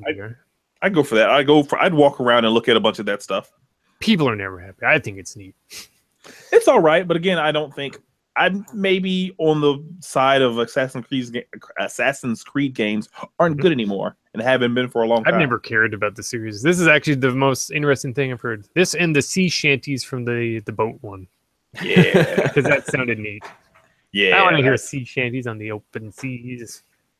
That sounds fun. But yeah, no, it's cool. I like that. It's in a way, it's kind of like, everyone's all like super politically correct online these days. It kind of feels like maybe it's catering to those folks a bit, but at the same time, it's just, that's good. They put all that work into the designs and the making everything more or less historically accurate. So yeah, why not put some good old fashioned learning in there as well? So I like that aspect of it, but I think that should be its own thing. Maybe they could add it to the other games via DLC. It would definitely be cool to see that expanded upon further if they were to do like a side game release or like a cheap digital download type deal. But I do think it's cool to have it as a bonus in the current game because I think I'd be more inclined to check it out if it is just like a free add-on. Yeah, I think it's just an option, but I haven't heard too much detail about it, but I just thought it was interesting news. That's pretty neat. As a person who paid for a VR headset, I want as many things in VR as possible. So I'm biased that way. If you thought Switch people were Switch crazy, just look at the VR people. Oh, we're grasping at straws, man. We're grasping. Qatar, the odd previous guest, he was streaming VR Paranormal Activity not too long ago. It was getting to him. Have you played that one, Jay? Paranormal Activity in VR? Again, I don't deal with the spooky well, so that's still the best. That's what people want to see. Like I freaked myself out playing VR earlier today. There was this, and it's not even a scary game. It was this game called Static. I'm forgetting the name of it. It's you have this control box on your hands and you're trying to manipulate it to get free out of every scenario pretty much.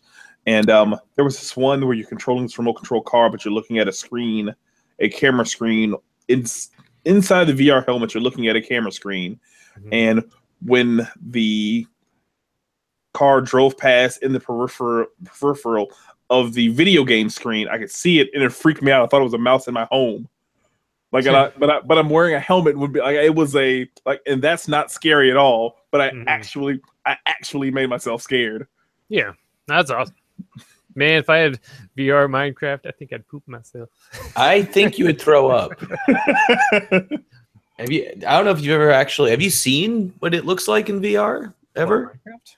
Yeah, it's like super horribly optimized. Because I had a VR course for a university I was in during the summer. Awesome.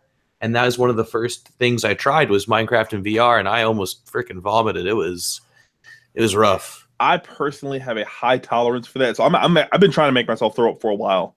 Like I want. Well, that's a good candidate.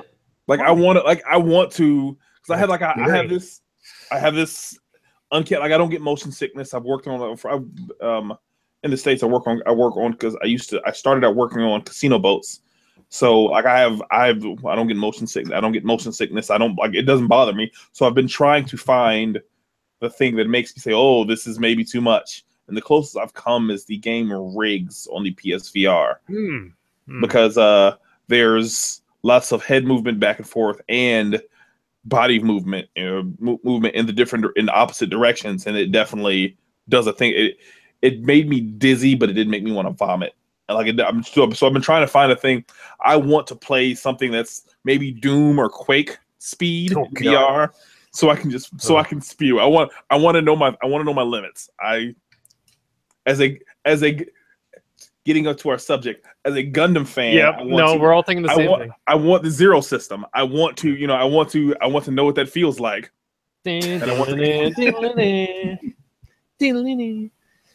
Which wasn't it Tallgeese where it was like so dangerous that no one could use it? It was so the thrusters and the speed of it were so it was Epion fast. You would die. Was it from the force? Yeah, that was the first one with the zero system, and then they implemented it into Wing Zero. But eventually, Zex Marquis got so good at piloting it, he needed to go faster and exceeded the limits of the human body somehow. But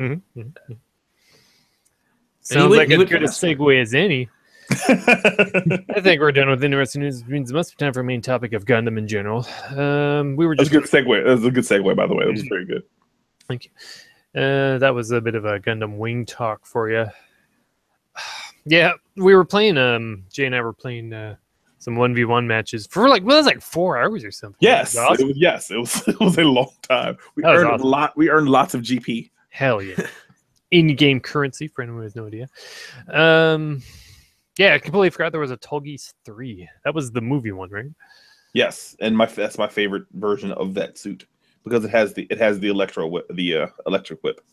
Nice. Well, hopefully that does become DLC. I kind of feel like the movie bots from Gundam Wing would be OP. They'd all be 500 points. Well, they are, and because they've been in the previous games. Yeah, and for all who can't see, I am holding up the Tallgeese 3, which is the large cannon and the electric whip, because it is the best version of that. Is it? I do like that. It's good. It's just a good design, a nice blue and white curvature. The coloring. It's really nice. I think that's the best. Definitely the best version of the Tallgeese. Still not as good as the Epion suit, but it's a good suit. Full disclaimer: expect more seasoned weeb talk throughout to this Gundam segment because I'll try and wrangle it back in from time. Listen to me. Let me crack my knuckles here and get ready. Yeah, because Darren and Gundam is like Brock and Alex with Star Trek. I'd argue, yeah. I guess they're pretty bad about it, so I guess it's pretty equal. I think I'm worse, but I'm like, I don't know if I believe that. You just haven't had someone to talk Gundam with on the show. Is all.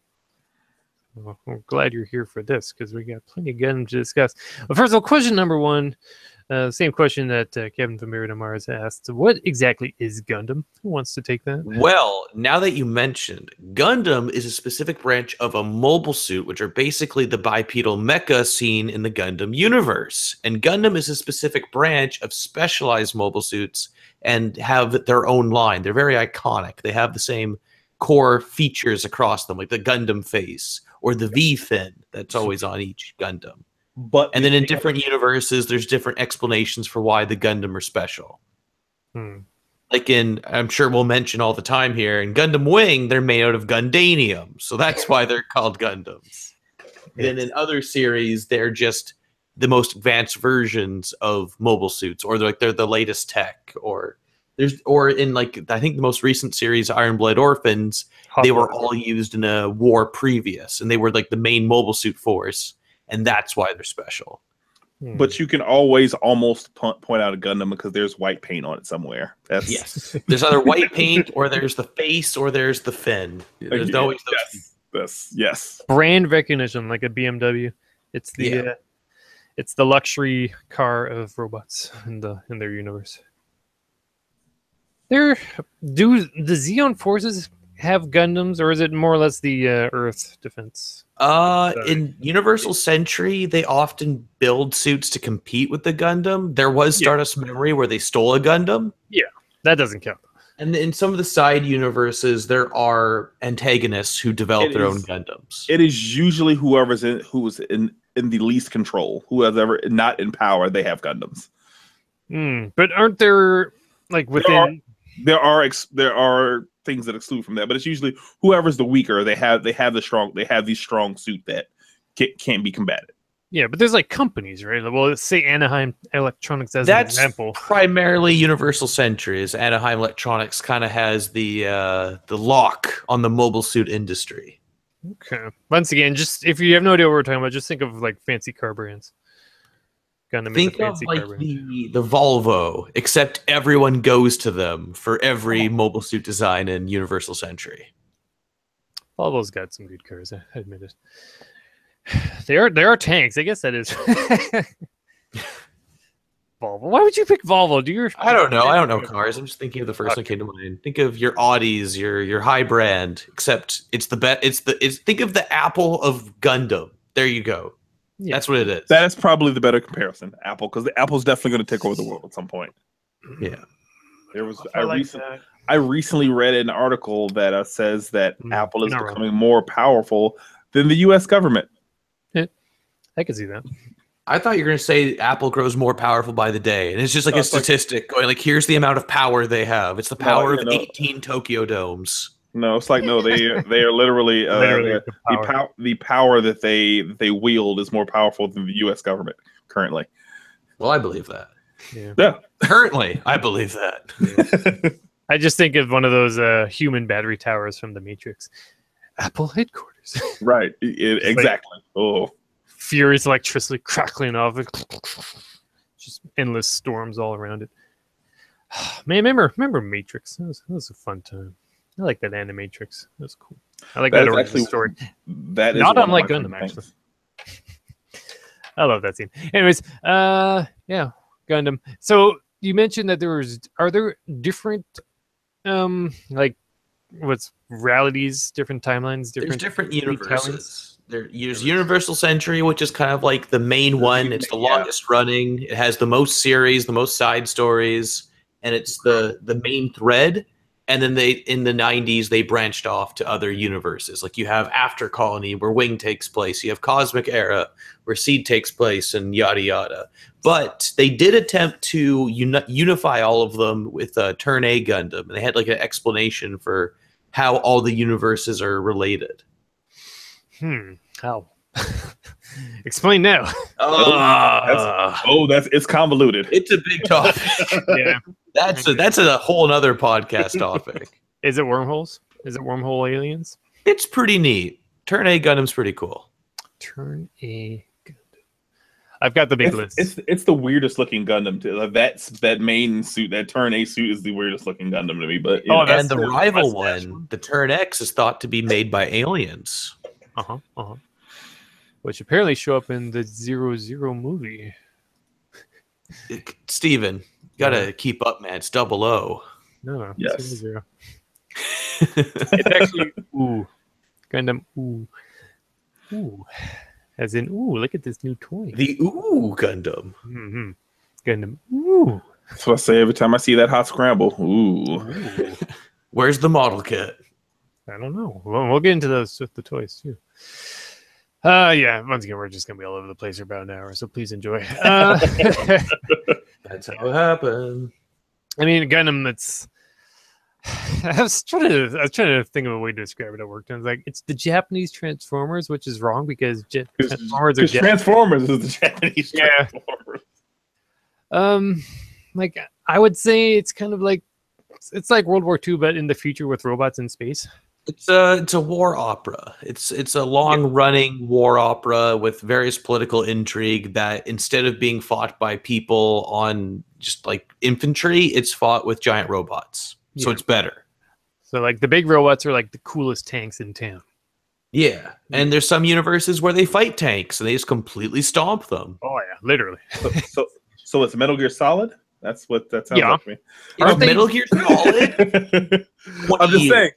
I'm just saying, you said a political intrigue and large robots. That sounds like Metal But it's Metal Gear Solid, but instead of Snake, he's in a robot.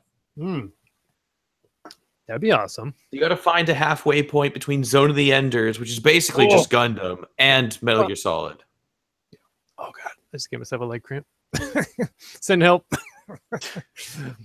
Send hot-blooded orphans. I'll find a show title if I just keep saying them enough times. Okay, so it's a merchandising blitz, certainly. Man, wait, hold on. Let me I have the Wikipedia open. I will now read from it. So hopefully better describe what Gundam is. Also known as the Gundam series, is a science fiction media franchise created by Sunrise that features giant robots, mecha, with mobile suits bearing the name Gundam. It began on April 7th, 1979 as Mobile Suit Gundam, a TV series that defined the real robot anime genre by featuring giant robots in a militaristic setting. Neat. Man, 1979. Yep. In 2014, the Gundam franchise generated 80 billion yen per year, 18.4 billion of which was retail sales of toys and hobby items, I guess such as model kits. Yep. In the 2008 ranking of sales figures for anime sold in Japan, Gunpla plastic Gundam models make up 90% of the Japanese character plastic model market. Oh. I would believe that. If you go to any big department store in Japan, they usually have a Gundam floor. Mm-hmm. It's under an umbrella of like a hobby floor or a model floor, but a lot of it is Gundam.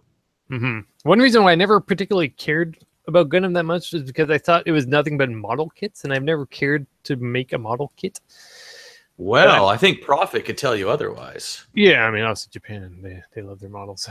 But I'm glad there are figures as well, especially now that I have the interest thanks to the game Gundam Versus and my increasing library of backlogged Gundam that I must watch. I need to know more.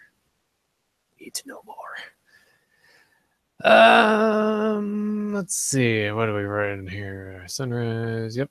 Sunrise. Do they do anything else? That's not. They're just an animation studio. They've done a lot of other series. They've done stuff like Gintama is like a really long running shonen that they're the main animators for. They've worked on. They actually have quite a few series under their umbrella, but Gundam was like their big one, and it's the one that keeps going. 1979, still going strong. Impressive. All right, well, I'm just gonna go through this list as I wrote it. I think Jay is muted. Is he? I think so. Is he making a poop? No, he's there. No, what's going on? Is there noises? Not from him. No. But I will throw this out there just because you're mentioning your backlog of Gundam, and while Jay's trying to resolve his issues on his end, you can watch a lot of Gundam series for free in HD on Gundam Info, the YouTube channel, if you're in North America.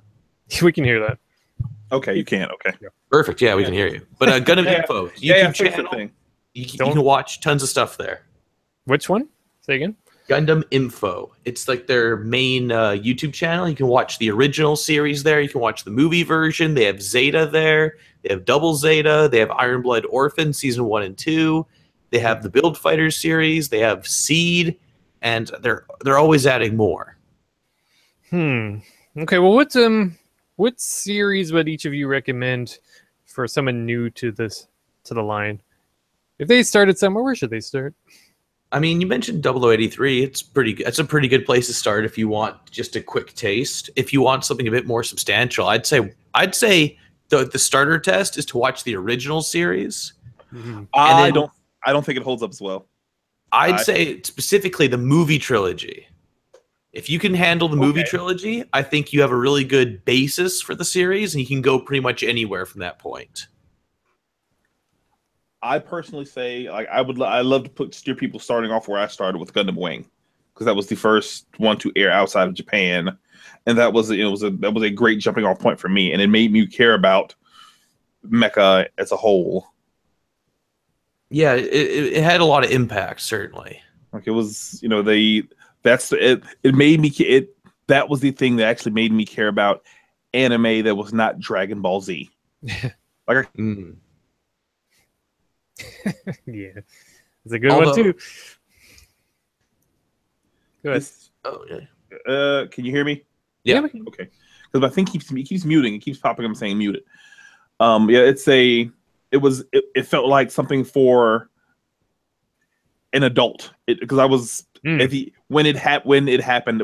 Gundam Wing hit the United States, I was probably, I want to say maybe 99 2000-ish, so I was 15 16-ish.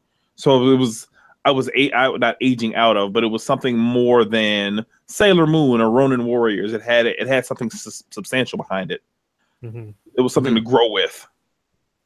Yeah, like even like going back, Gundam and its heart is always a giant toy commercial, but the shows themselves are really good. And it's funny to think that like they're trying to target children with toy sales, but you have stuff like the original Gundam where you see people like commit suicide or get horribly killed or blown up, or in Zeta Gundam you see the corpses of children that have just been gassed. Like there's some real dark subject material in like pretty much every Gundam series. That's more based on Japan not being afraid to show reality. Reality situations, and that's and more of the rest of the world, the rest of the Western world, being sheltered and not wanting to be, not showing want to show. Yeah. You drop a nuke on a country, they're not going to forget. You drop a colony in Australia, Australia's gone. Okay, explain that. Let's just talk Universal Century for a bit, just the basic stuff. Sure. What are colonies? What is Xeon? What is Earth? The other guys, Earth. Oh, geez, you're asking all the big questions. So I'm going to. Oh, he is getting muted. Yeah, it happened again. Hold on. Don't make me edit. I'd rather have Jay talk about colonies. I can talk about Xeon. Xeon, I got all day. Okay, Jay has muted himself. No. How about now? Okay, I had to unplug my mic again to fix it, because that's what seems every time. Cords. So the colonies, what they are. I was making sure I could hear myself. Okay, what the colonies are is the Earth became too populated, and they decided to move into space for multiple reasons, to create the population control issue. Oh, it was hard to remember. It's what we need to do in the real life. I'm telling you, we got to go to space. I keep saying. Well, so seeing how the stuff in Gundam turns out, I'm a little reticent to say that we need to do that. We get robots, though. So yes, if it gets robots, then fine. I'll deal with it. But so yeah, it alleviates and eliminates the population control problem on the Earth, but also then creates a pseudo nationalist problem, because either you are from the Earth or you're from space, because it's in enough time you have people that are natively born in space that have never been to the Earth. And just like people from this country and that country, they have a pride of being from a place. When you're from space and only from space, you have the pride. You're not an Earthling. At no point are you of the Earth.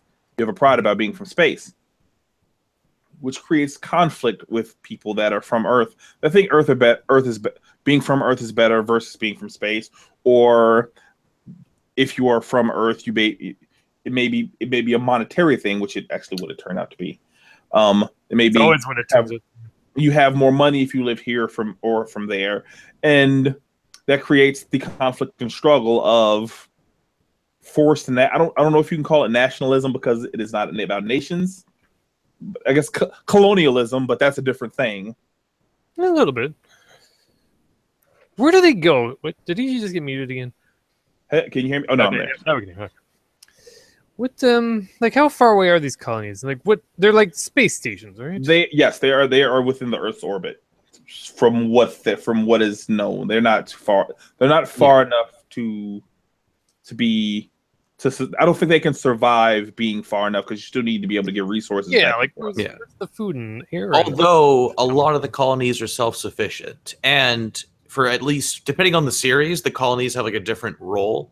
But in Universal Century, the colonies eventually become like well more than self-sufficient, and it becomes the point where the Earth depends on resources from the colonies to even survive. That's good. That becomes kind of like the core of the conflict, where it's like the people in space are being exploited by the people of Earth and yada yada, like with various historical analogies there in place. And Jay kind of went over some of that already. But Steven, to answer the other big question about Xeon. Oh. So basically, when the Earth Federation started sending out people to space, they sent out a lot of political enemies, some criminals, and a lot of dissidents, like people they didn't want on Earth, or they didn't want around interrupting their power. And a lot of these people gathered in space and eventually formed their own communities. And on Side 3, which is one of the colony areas in Universal Century, there is a guy named Daikun Xeon, or Xeon Daikun. And he basically establishes sort of like a republic and tries to organize like a pseudo government in space to talk with the Earth government about conditions in space, like for workers and whatnot. Okay.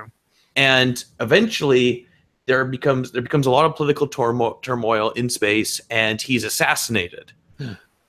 And from that point, the Zabi family takes over, who is a prominent family in the political game in Side 3. And so they come into power, and they basically declare Side 3 the Principality of Xeon, and they launch a war of independence that kickstarts the 1-year war, and all the conflicts in Universal Century stem from there. Also, the guy that was murdered was Char's father, who's not actually named Char. He's named Casvel Daikun. Frickin' spoilers all over the place. Well, come on, it's like 40 years old. Now they don't need to watch. This is all based on the original series. Yeah, this is based on the original, and that specific subplot is covered in Gundam: The Origin. There's like a volume of the manga that covers that, and it's also in the currently releasing movies that are like the hour long. Also, I think Jay's muted again. Is he? Yeah, you're muted. Damn it, Jay. Check your chords. We don't edit much on this show. Okay, Jay will be back, hopefully. But basically, Xeon's like a part of the colonies who vie for independence. Okay. And that's how they kind of got started. Okay, wait. We're going to see what happens with Jay. Nope, can't hear. I believe I'm here. Yay! I changed USB port to get rid of the problem, I think. Maybe, hopefully. Probably not. That's the hope. Get one of those cans of air and blow it out. Maybe there's a fluff in there. Gotta watch out for them fluffs. I'm telling you. Yeah. Okay, so like you said, space opera, different governments, organizations. So don't expect to figure it out overnight. Actually, if you know a little not U.S. history, world history, the whole Universal History arc directly parallels the rise of communism with Marx and Mussolini taking, like, literally, like, yeah.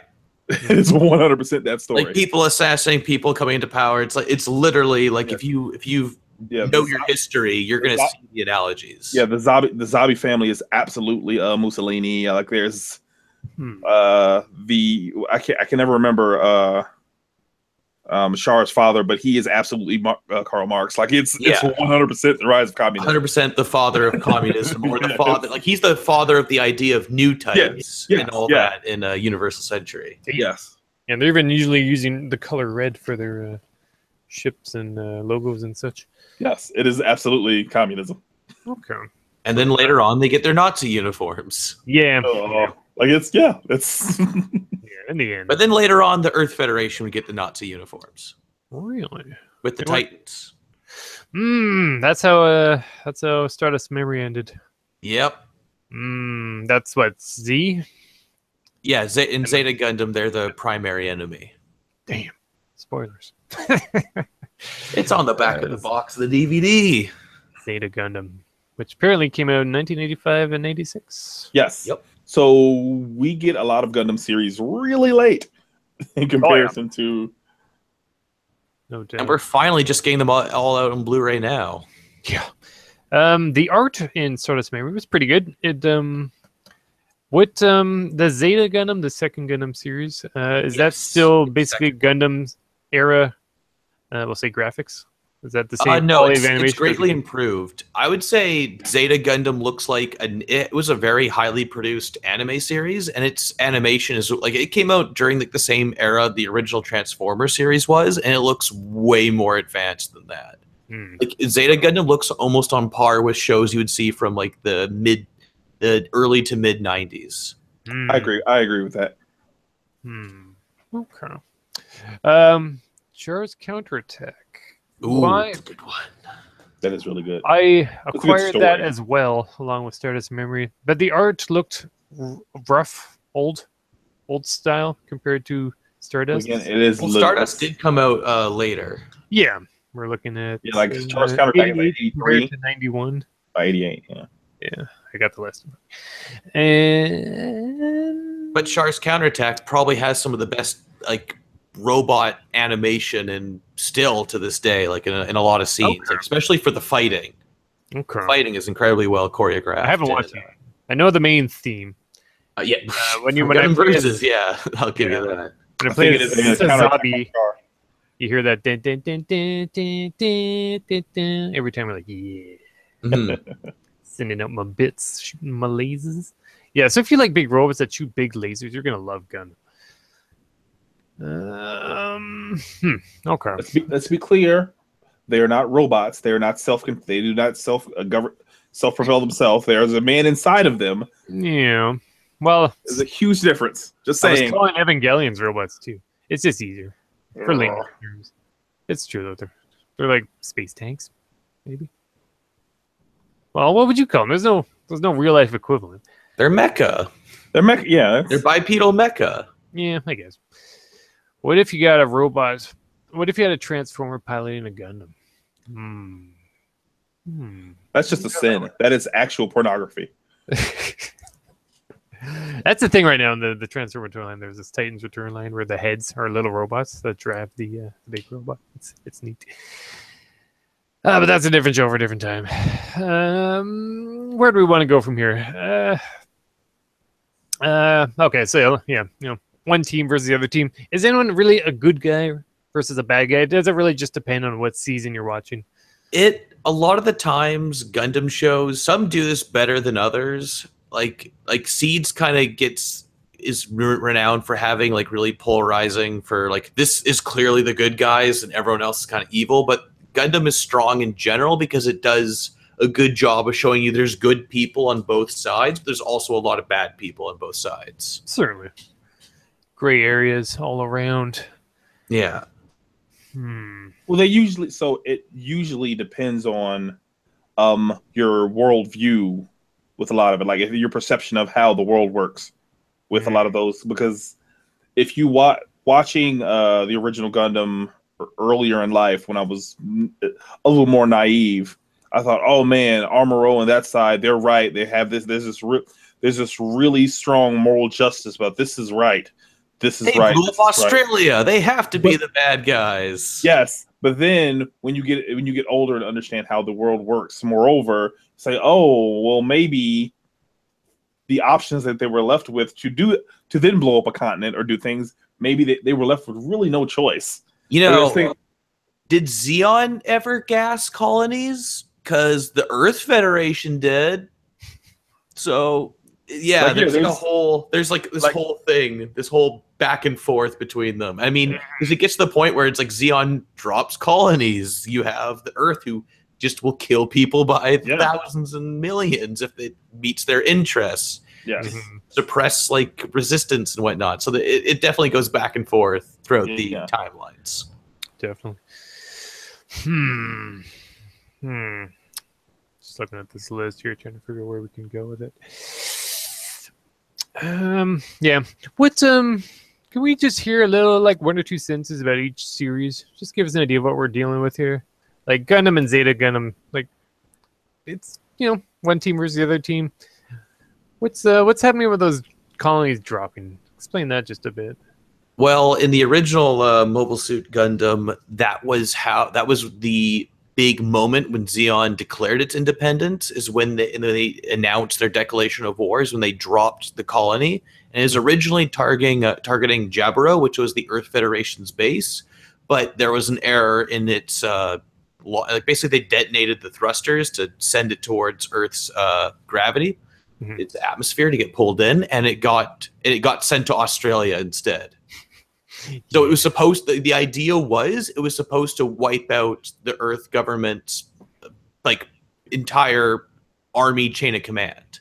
Okay. And it was supposed to end the war, and it only dragged on because they messed up. Yeah. Oops. Man, that would suck. Who's the guy that did the math? Who did it wrong? Probably got really fired. That guy's also dead. He's dead. He didn't get fired. He was killed. He was absolutely. He's probably shot. There probably was a guy like that in this series, wasn't there? I mean, if you watch Gundam: The Origin, you can see that guy. That's awesome. He's pulling on his shirt. Oh, getting my robot and fly away now. You fucked up. Yeah, that's funny because in Stardust Memory, there's a very similar idea there. There are more colonies getting dropped. Well, you got the Xeon remnants with the nuke. Yeah, that was cool. Aren't Gundams powered by nuclear energy? Is that what I heard? They are powered by Minovsky particles, which also can disrupt communications. Huh. And it was created, it's like an engine it's a powerful engine that produces this particle, and the particle also has the side effect. It's a whole thing in the Universal Century. And if you watch Gundam: The Origin, you even get to meet Dr. Minovsky, who invented them. What? That's like meeting Mr. Cochrane in the Star Trek First Contact. Sure. Whoever that guy is. I love how you brought that back around. Yeah. Podcast. Never ends. Good times. Ugh. It's like I'm literally just looking at a list. I can keep scrolling. There's so Steven, you did mention Gundams powered by nukes, and in Seed, there are actually some Gundams that have nuclear reactors. Is that why they have sparkles coming out of them? No. Okay. There's other sparkles. It looks pretty. That is just visual effect. Yeah. There is no real reason why every Gundam and mobile suit in Gundam Seed, when it blows up, it's a pink explosion. There's no reason for that. It just happens. Yeah. Yeah. Man, there's so many series. Like, where do you go? Like, let's just go with what we know. Who's got some favorite series I just want to bring up? Like, we can certainly go on to Gundam Wing next, which I think is going to be where a lot of people got their start with Gundam. I mean, it's hard not to have your start there. I know I started there. That's why I started, but that was also the first series that was outside of Japan. So it's, if you got your start there in the 90s, that's what it was. Also, one of those suits had wings, like actual bird wings when you get to the movie. It's... Yeah, I don't like that. Oh, I love that. I love that. Wings on a robot, though? Yeah, I'm with you on that one, Steven. Yeah. It's a cool visual effect, but it's not practical at all, but it looks amazing. I mean, Epion is cool. I get that, but that's like a metal plate. That's like really old school 70s Mazinger Z style look to them. That's cool. But wings? Are they robot wings? Are they made of like metal plates? No, they are not. They are made of they're feathers, because there are points when firing a gun, you see feathers falling off of his I'm pretty sure it's a visual representation. It's supposed to be a visual representation of a bird molting and blah blah blah. I'm sure there's a reason for it. There is a reason for it. I am not an expert on Gundam Wing. I don't know with the reason. Like I'm sure it's symbolism of hero's inner struggle, and the molting is him growing into a different. I'm sure there's a thing, but I can't tell you it because I don't officially know it. Yeah, like you said, there's probably a scientific explanation, but I don't know. Big robot, angel wings. I mean, I get it. I get what they're doing, but wasn't Death Scythe the same idea? But it's just like cloaks. Well, cloaks, scythe. The scythe's not a practical weapon, but it's cool as hell. Yeah. He was more of I think his thing is built more like a bat. Yeah, so that's where his thing later on it goes more bat wings. He's the edgelord of the designs there. Oh yeah, it's funny because his mobile suit design is like the Death Scythe in general is like this edgelordy design, but the character itself is probably the most upbeat, happy character in the entire series. He's probably the most likable character in the cast. He's a cool dude. Cool hair. I don't know. Likable. He's the most upbeat. I think I've always thought he was an asshole. He could be. He's thinking about he was this upbeat kid who was trained to kill people. That's a terrifying thing. Well, I mean, it's part of the job, right? They know. I mean, they're probably in a death machine. There's no. So, is there a Gundam that isn't built to like kill things and destroy things? Actually, there are several. That's cool. What's going on with those names? Well, there was the Stargazer from Gundam Seed. Stargazer, I think it's just what it's called. Yeah, It's the Stargazer Gundam was made for deep space exploration, and then it had to get dragged into a fight. Oh, I'm just here to look around. Stop shooting lasers. Oh, see, now we got me looking at this stupid angel wing. But it's not. It's real nice. You should look at it right there on your screen if you're watching the video version of it. If I had my video camera, I would do a counterpoint. I'd do an objection and show you the Wing Zero TV custom with the actual robot wings that you probably have on your shelf right behind you. Probably. This one, you mean? Yeah. So I like this one. This is a really nice design. I like the Wing Zero. It's not a movie. It is a movie. When there's a movie version of this, but it looks a lot. It's more colored yellow instead of gold, which I need. Yeah, that actually completes my collection if I get that one. Yeah, as we mentioned, there's literally hundreds of robots to pick from in this variants, and you have hundreds of them actually. Then you have variants of each of almost all of them. Gundam Wing is especially bad for that because in the movie they just switched over all the designs, but they're still the same. So then you have like the split of this is the TV version, this is the movie version. Then there's a manga that does like a new design. Yes, there's like the master grades that redesign them. That is a thing that happened with the Heavy Arms custom, which I'm holding this one up. There's the normal one has one of the dual Gatling guns. This one has two, but then in the movie, this is colored differently. It's colored like a gunmetal gray with it's like green almost. Green, like yeah, with green, yeah, green. Yeah. It's a color. It's a weird Joker mask on too. Yeah, like it's a thing. Like for all who are watching the video, it's this, but the color thing is a weird thing. Like I play lots of the Gundam games and do a lot of stuff. There's a Gundam. What are the ones you got to build them? Gundam Breaker. Gundam Breaker. You can build and customize those Gundams. I went through hours trying to match that color. Like color swatch and try to match that gunmetal bluish greenish color to then set those and find the right weapon because they don't have the dual thing in there, but then they have it from one of the movie. It's a dumb thing. Gundam is dumb. I want to maintain that Gundam is really dumb, but it's also amazing. It's dumb about tracking. It's dumb about the model numbers for its suits because it goes into such specificity that it gets so mundane. It's very ridiculous. Mm-hmm. Yeah, same with Transformers. Like if I were to try and say what is Transformers, I mean, where do you go, right? There's so many different. How many different? You said there was different like timelines. How many would you say there are in total? There's like probably a dozen or getting close to that point. I think there's more than I think we're at like at least. I think you're almost 20-ish. Wow. You're in the 18 because then you could get into stuff like the Gundam Build Fighters, which is literally. That's true. I wasn't even thinking about Build Fighters. I think Build Fighters is like Valhalla for Gundam. Yeah. It's the final resting place for every Gundam character to eventually appear. Nice. Yeah, so I think that's where the universes come together. That's it. That's the new theory. Turn A Gundam? Nah. Build Fighters is where all universes meet. We'll explain what that is in a sentence or two. Build Fighters is the ultimate toy commercial. It's a really fun anime series where it's basically Custom Robo the anime, where it's kids who create their Gundam models, just like in real life, except you can hook them up to a video game and then move them in the video game. And their performance is based off of how well you build it. That's so it is actual Skylanders. Like a good version of Skylanders. It is Custom Robo meets Skylanders. It is that idea fully realized where you scan them and they start moving and you're piloting them like you're in the show. And it's like a big battle royale tournament and it's a lot of fun to watch. By the way, I'd be down for that lifestyle. Like, I don't need real mech, but if you could give me some type of the start. We're getting there. We're getting there. We got VR going on. We got the Evangelion VR experience. We're getting there.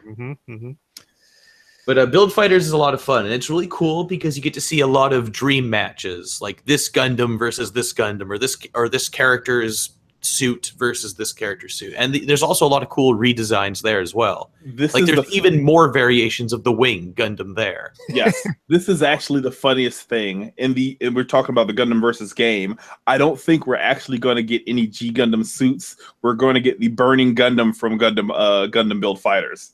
Yeah, they're going to give the screw you. They're not going to give you the proper, hey, this is from this thing, because I think they're trying to I think they try to play like that the G series doesn't exist.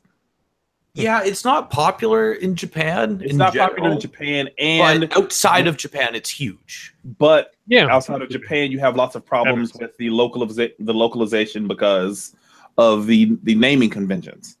Yeah. Because those Gundams are called the Gundams. The outside of Japan, you got the names of Shining Gundam and Burning Gundam, where they're actually God Gundam and Devil Gundam, and like they're very explicitly those things. And yeah, they said big no to that. But also, the other reason we call Build Fighters Valhalla is because characters in general from Gundam are just there. Like you have Ramba Rao from the original series, who's also in Gundam Versus. He's like this lieutenant who's like a very infamous soldier, and then he's like their coach in Build Fighters, and he's the same character. Like he has the same voice actor. He looks the same. Everyone calls him Lieutenant Ramba Rao, and you're like, "There's no war. Who is he? Is he like the same guy?" So I have a conspiracy theory for that, a very wild theory that none of the Gundam series actually happened. What? They are all a bunch of kids who have written their own fan fiction for the Gundam figures in Gundam Build Fighters. Well, I thought it was Build Fighters. They're still shows. They exist as shows because that's what they have all the kits based off. But that's what I'm saying. Like all of these series that we like, they never go into the hey, this is this because of this. Yeah, it's just kind of hey, all of the stuff like having Ramba Rao and having these characters show up. They all exist because this is all within itself. Yeah. It is weird though that no one points out to Ramba Rao that he looks like Ramba Rao. Right? Yeah, that's. Maybe that is on purpose. Maybe he wanted to look like Ramba Rao. Also, that Hot Scramble Gundam we keep mentioning throughout the podcast is from Build Fighters. Neat. That's a neat looking one. It's orange and white, and it kind of has wings. It's a Zeta redesign. Shoots big laser. It's got bits. I love bits when you shoot little mini robots. Little funnels and all that. Yeah. Just like an EVA 3.33. Because EVA Unit 13 couldn't make his own things. Anyways, that's a different episode that we already recorded. Let's just pick a couple out of random. Like I'm still looking at that list. Where can you go? This will take all night. Is Gundam Seed good? I don't think it's not as bad as people make it out to be, but it never reaches like the greatness of the other series. And Seed Destiny is kind of like a train wreck. Okay. They had a lot of production problems. They tried to make it into the thing that everyone should care about. They wanted that to be the next thing. They wanted it to be the Zeta Gundam of Seed, and they tried really hard for a bit, and then apparently the main writer got sick, and his wife took over, and the story went nowhere, and all the characters kind of just stopped showing up, and all the old characters came back as a big mess. Okay. But Seed is like, the original Seed is like solid. It's not amazing. It's not the best one, but it's got good openings. It's got good suit designs. It's like a solid watch, but Seed Destiny drops the ball really hard and kind of soured that whole universe. Bummer. I see a lot of Seed merch. It is huge in Japan. It is. It is probably still the most popular series in Japan. It had like all the big J-pop bands do the openings. It has still probably the most re-released kits of any of the overall series just in Japan in general. Like the frickin' Strike Gundam and the Freedom have more kits than anything else. Mm-hmm. Mm-hmm. Okay. Explain to me, why are there aliens in Mobile Suit Gundam? Ooh. I won't get too into it, but I'll just say Gundam 00 is all about them trying to eradicate war and to make humanity fully peaceful because the creator of the Gundam knew there were aliens coming. And that's what the movie's about. Okay. I was going to spoil a different anime by saying that's the same thing that happened in, but I won't because it's a stupid twist that shouldn't have happened in that show, but I won't bring it up. Well, pretty silly in 00. Yeah. I mean, if you just say it's like space Americans versus space Nazis fighting with big robots, it all makes sense, but somehow it doesn't seem like you'd want aliens to... Well, 00's cool in that it's just it's not even about space versus Earth. It's just about a group of people trying to literally declare war on war. And they show up to conflicts and just kill everyone there. Do all the robots have little spaceships that help them in that one? Is that what I saw? Little spaceships? Yeah, like one guy had like a little spaceship that becomes his wings for the robot. That's just in like tons of the Gundam series. Yeah. It's in Universal Century. It's all over. Seed was really notorious for that. Okay, fair enough. Unicorn, should I watch the rest of it? Yes. Does it get better? Unicorn's great. I don't know. I watched half of it, I think, and then I kind of lost interest. Here's what I'll ask you. Have you watched any other Universal Century that leads into Unicorn? I don't know. Then probably not. Because I think Unicorn's best enjoyed when you know, like, the 1 Year War, when you know Zeta, when you know all the big wars in the Universal Century, because Unicorn kind of brings it all to a close. Okay, fair enough. So yes, I agree with that because Unicorn does a very big thing with saying, "Hey, this guy might be Char." Like, we think he may, like that's and if you don't know who Char is, and you don't know why him being there is a big deal after the events of other series. By the way, that happens in like the first 3 episodes, so that's not a spoiler. That's episode like it's episode 2 of the OVA, and like episode like 3 of the TV version. Yeah, it's really early.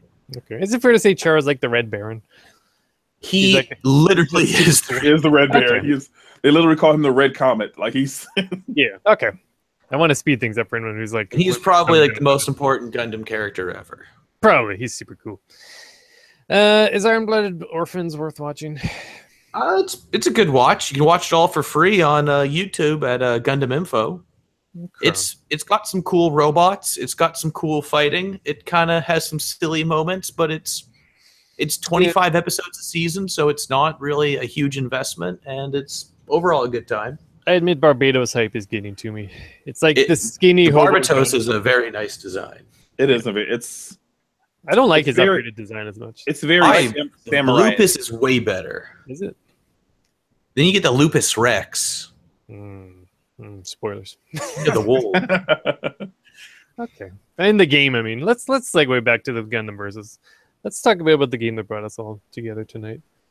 So that's a game that came out, and it's pretty good. It's on the PS4. It's online robot fighting action. I've been waiting for this game to come out, anything like it, for ages. Where are all the robot games? They're coming out. I've been calling this the year of the They're in Japan. Started. Yeah, they are in Japan because I've been importing these games, this exact game, for years. And the worst part for this particular game is that Extreme versus Full Boost came out like 6 years ago on PS3. Like it came out a while ago, like 4 or 5 years. Probably. That sounds right. That sounds about right. And meanwhile in Japan, it's all in the arcades, and they've been getting the upgraded arcade ports ever since that point. So pretty much fans who can only access it on a console haven't gotten any of the new suits or the new upgrades to this gameplay system. There's a newer version of that, the Full Boost, called Maxi Boost. And then there's another version called Maxi Boost On. Yeah, is there no? I didn't know there was another. Okay. That's the current arcade version. It's just like a slightly tweaked version of. Jay's gonna put an order in before we're done. Well, so there's no console port of the Maxi. No, none of those. Which made us very hungry for this version. Okay, Jay ordered the arcade cabinet, and it's on the way. I would love to get one of those arcade cabinets. You gotta have 4. Gotta have 4 for the setup. It's crazy. In Japan, that arcade game is probably one of, if not the most popular game in every arcade I went to. There was one place that had 40 cabinets, and throughout the entire night, they were all full. Damn, it's nuts. Wow. Still. I mean, it's a community, right? It's like Street Fighter. and I will say Tekken. There's nobody playing Street Fighter in the Japanese arcades. That's because we don't have Tekken, or that we don't have a gun. Because it would be Street Fighter 5, and Street Fighter 5 is just not that good. That's console only, anyways, isn't it? I hear. Yeah, but there's still like there's still like Third Strike cabinets and cabinets that play Third Strike, and there's still Street Fighter 4 cabinets in arcades. Yeah, and there's the other stuff like Tekken, but everybody's playing Gundam because it's objectively maybe a better game. Like the gun, I really love these games, and they've been happening for so long. Again, we've just gotten this one in over the past couple of years. You've got your full boost and maxi boost and all that. But you've had this exact game. My first exposure to this kind of game was on the PSP with Extreme versus Next Gen. Yeah, Next Plus, I think. I think I have that as well. I got that as a birthday gift. That's a good one too. I think they started coming out for like the PS2. Yes. Because prior to that, there were 2D fighting games, which were the Battle Assault. Battle Assault. Yes, thank you. Battle Assault 2. I know this is written in our to talk about list, but Battle Assault 2 is a super cool 2D fighting game with Gundam characters. I own that because it's a really fun game. Yeah. That's a good one to check out. I will own 1 and 2, but I can't find 3 because it is really hard to find. Yeah, neat game. I've played with both of you now, and good times. I hope I'm better now, Darren. Hopefully. Yeah. I'm 3 times as fast, though. Probably. I'll pick a cheap mech. Pick your hot scramble. Top tier. He's not. I find a lot of the I would like to call expensive mechs because there's what was it, like 600 points of 500, 400, 300, 200. Yeah.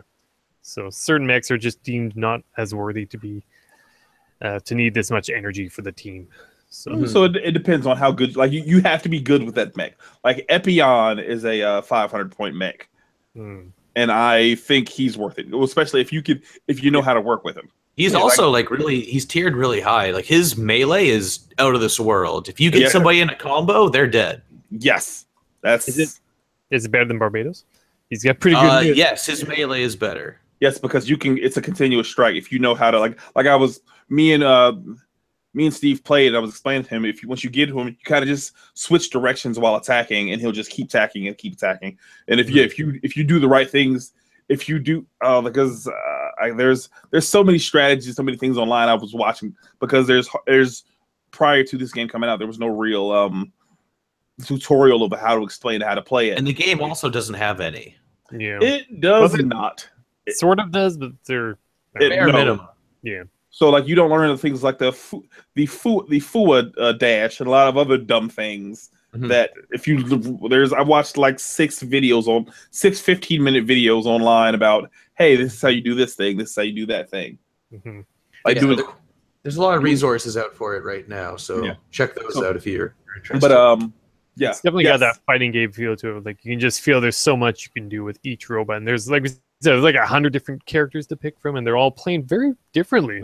No two play realistically the same. You have 2 that have a couple similar things, but even things that are very kind of fulfill similar like roles. Like some characters are better at keeping a distance. Others, like the Epion, are pure melee, and they thrive there. But they all have different moves. They all have different values and properties, and it's rather complex, and it can be overwhelming, but the control scheme is super intuitive and easy to control. Somewhat. I'm still getting my dashes down. It depends, because I'm an arcade stick player. Yeah. I could never play with a controller.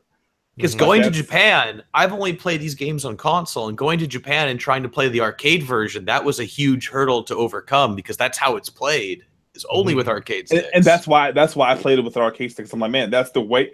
I'm the kind of person who's, hey, this is the way you should play a thing. We talked about earlier with Star Fox, and I want to play a thing the way that it is truly meant to be played. So I immediately jumped in with arcade sticks. By the way, you can play this on the PS4 with a PlayStation 4 arcade stick, or it has legacy controls. So if you have a PS3 arcade stick, it will work on PS4. Yeah, if you watch the live streams on Twitch of people playing it, you'll hear the clickety clack of the fight stick, and like, oh, this guy. Yeah, Steve heard me because he's like, you playing with an arcade stick? Like he immediately heard it. Yeah, you'll know it when you hear it. Yeah, damn good game, very fun. Just talking about it makes me want to play it right now. I know. I tried to play it while we were on break. I tried to play it, and I said I'll play with my controller. I've done some awful things to the button where my buttons are. I can't begin to do any of those things on a controller because like I've put melee on square, and I have a jump on triangle, and I've done just a mess. But it works for me because like I have muscle memory I've set muscle memory because I've been pretty much mapping it the same for the past 5 years because I've been doing the same mapping on the PS3 versions of the games. So like trying to transition to using that with a controller, impossible. It isn't at all. I'm figuring out. It's like that with the fighting games. Sometimes you can do certain things better with the D-pads, or sometimes you're better off with the fight sticks. Like I maintain depends on people too. The boosting is probably better with the D-pad for me, but I can't like it's being able to double tap a button instead of trying to double toggle a stick. Takes a bit of practice, but it's a fun journey, especially if you can play against friends and you can have like what we're doing with the voice chat. And also because you're playing against other North American players, you'll probably be able to play against people that are relatively close to your skill level, not like the other versions where you play against just gods. I've beaten people in North America on this version. I've never beaten any. Like I mainly play the previous games single player because I can't beat anyone, and losing 100 times in a row is not fun. Yeah. I dragged myself through it. I was the guy sitting at the cabinet in Japan, and I was like, I am not leaving this machine till I win. And then eventually it started to happen after who knows how much yen.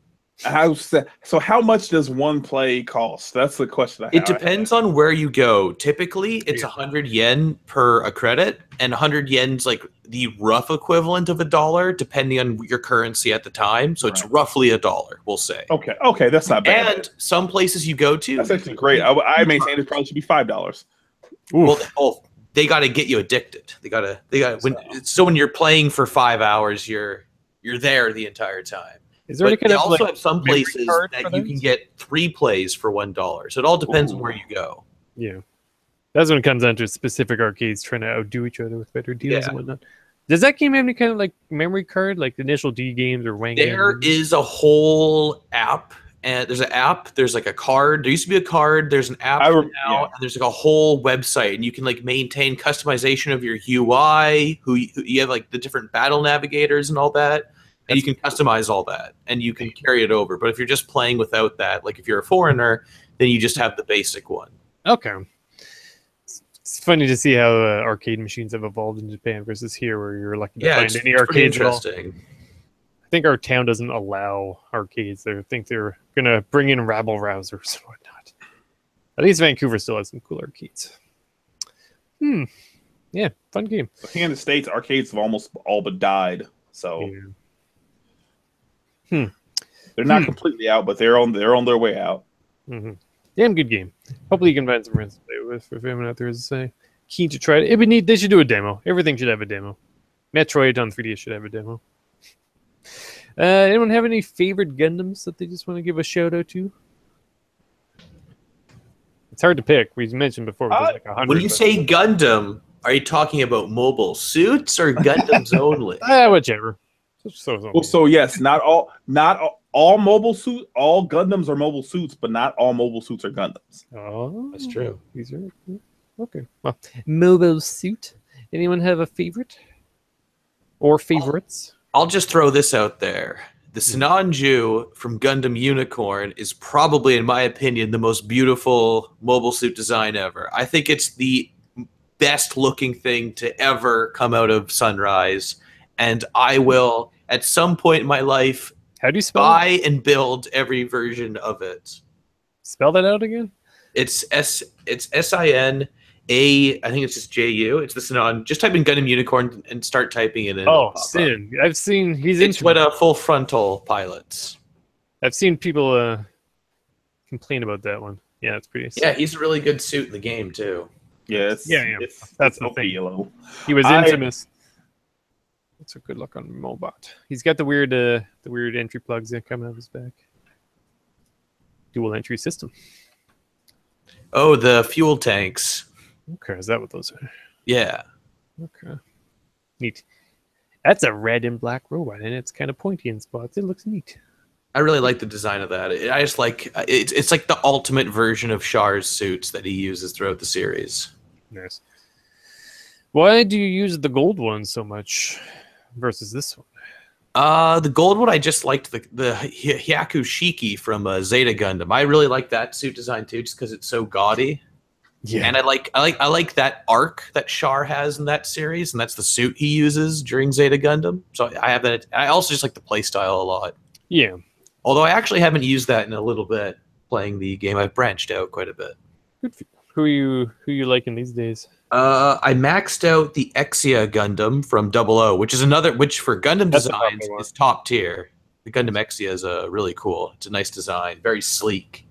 Mm-hmm. It's a melee-oriented suit, and I've also been lately using the Perfect Strike Gundam, which is kind of like a really good range suit. I don't like the design that much, but it's fun to play. I personally use the it depends. If I want just having fun, I use the Wing Gundam because that's the suit that I love. It's iconic. He's really good too. Yes, he is. But if I am playing online and this is a serious thing and I need to win, Etrian comes out because they melee, man. If you zip it around and when you get close enough to connect, I am not the most advanced player with him, so I can't kill a person in one assault, but I can definitely get him down to half health. Mm-hmm. So he's a world of hurt if he gets to you. You picked him, so I picked the heavy arms, and it was funny. I was like, nope, keep away. Nice. I like Gundam. Gundam Mobile Suit Gundam, the original. That's a good one. Classic. I actually like using the sumo guys. Those are actually pretty fun. Mm-hmm. What show is that from? Is that a good That's show? from Turn A. Turn A. Is that a good one? Should I watch that one next? I don't know. It's very different from the other Gundam series, so it's a very different experience. They look like very thematically. It's very different and like rounded corners on the robots. And you also have some of the craziest looking mobile suit designs in the series. Like the Turn A Gundam is actually designed by a North American designer, a mechanical designer. That's the one I don't like. That is why. Yeah, it's very it's hate it or love it. I hate the design. Well, I only hate the upper half of the design. How about that? You don't like the crazy mustache? No. But I really do like the Turn X design from that series, which is the antagonist suit. Nice. Yeah, one of my favorite designs from the game is the Unit 2 from the Stardust Memory. Just as he's one of the most buff-looking Gundams, and he's got a big ass shield and he's got a big ass bazooka. And that's actually Gundam with the ability to launch nukes. Mm-hmm. That's actually that design was the main reason why I wanted to watch Stardust Memory. It's like I got to see this thing and actually I got to know what's going down here. That is a good looking suit. Mm-hmm. And I also really like the idea of the unicorn with its transformation. I'm a big fan of that and how that looks. I only like it in the transformations form. Yeah. It is specifically the red transformation. I don't like the green one. Me neither. I like the red looks a lot better. I kind of hate the green one. And I got nothing against the color green. I just don't like that transformation. I just don't think it matches the white quite as strong. Yeah. Yes. So yes, it's like its contrast is not. It doesn't work well. Also, by extension, the Banshee, which is like the black version of the unicorn, I like that design a lot too. Yes, that is a really good. Mm-hmm. The black and gold have a crazy big claw on one hand. Is that what I'm saying? Yeah, he's got the claw arm. Neat. Claw. Go claw. Cool. Anything else you want to mention for the designs? I like Keith. Keith's a cool dude. Freaking Keith. Yeah, boy, Keith. We gotta if we do some runs. I gotta say, Gundam Versus pulled some really random characters in it. Like Keith, I was like, really? Keith is awesome. Like we're gonna have this many characters from Stardust Memory? Like really? It's so great he's there. He's the main character from Stardust Memory. It's like his sidekick buddy. Yeah, the He's just comedic got, like, relief. a super generic bot. He's actually, I like him in the games. He's got some. Yeah, they actually gave the grunt suits a lot of love in Gundam Versus. They did. And I think Lieutenant too Burning much or love. whatever his name is. He's got another kind of generic suit. He's pretty good in the game too. Oh boy, yeah. I feel like I'm running low on energy. It's been a long day. Anything else you want to bring up? We talked about the game. You guys ever played that one on the Dreamcast? That's a fun one. Oh, Gundam Side Story? Yeah. That's like one of my favorite Gundam games because it's one of the only ones where you're actually in the cockpit. You feel like the heaviness. And you actually have like all the radio chatter going on, and you have to watch your vernier levels and all this stuff. It's a lot of fun. It's a kind of pseudo sequel to the Blue Destiny games that came out in the Sega Saturn, which were also in the cockpit perspective. But those are Japanese only games. Yeah, Dreamcast had a ton of Japanese exclusive stuff. Some neat stuff. Also, like Jay mentioned earlier, shout outs to Gundam Breaker for letting dreams come true. Yeah. So yes, I've imported that game twice. Nice. I've ported all three of them twice because there's. Does it have a lot of English? This is the third one. So the most recent one, Gundam Breaker 3, does. Like it actually had an English version. Yeah, there's the Singapore release, Singapore, and I believe the Asia version. Yeah. Well, there's actually two, which is weird. There's two different Asia versions. Like I think there's just some localization changes. Yeah, but it's all fully there in English for. But like it's not brilliant. Like it's the writing is rough, but you get to understand what's happening. Yeah. Yes. So standard, very standard. Being able to look at all the values and know what those values mean, because because I've again playing it not knowing with any of the value, because every arm, every leg has multiple values, multiple things, lots of different things happening.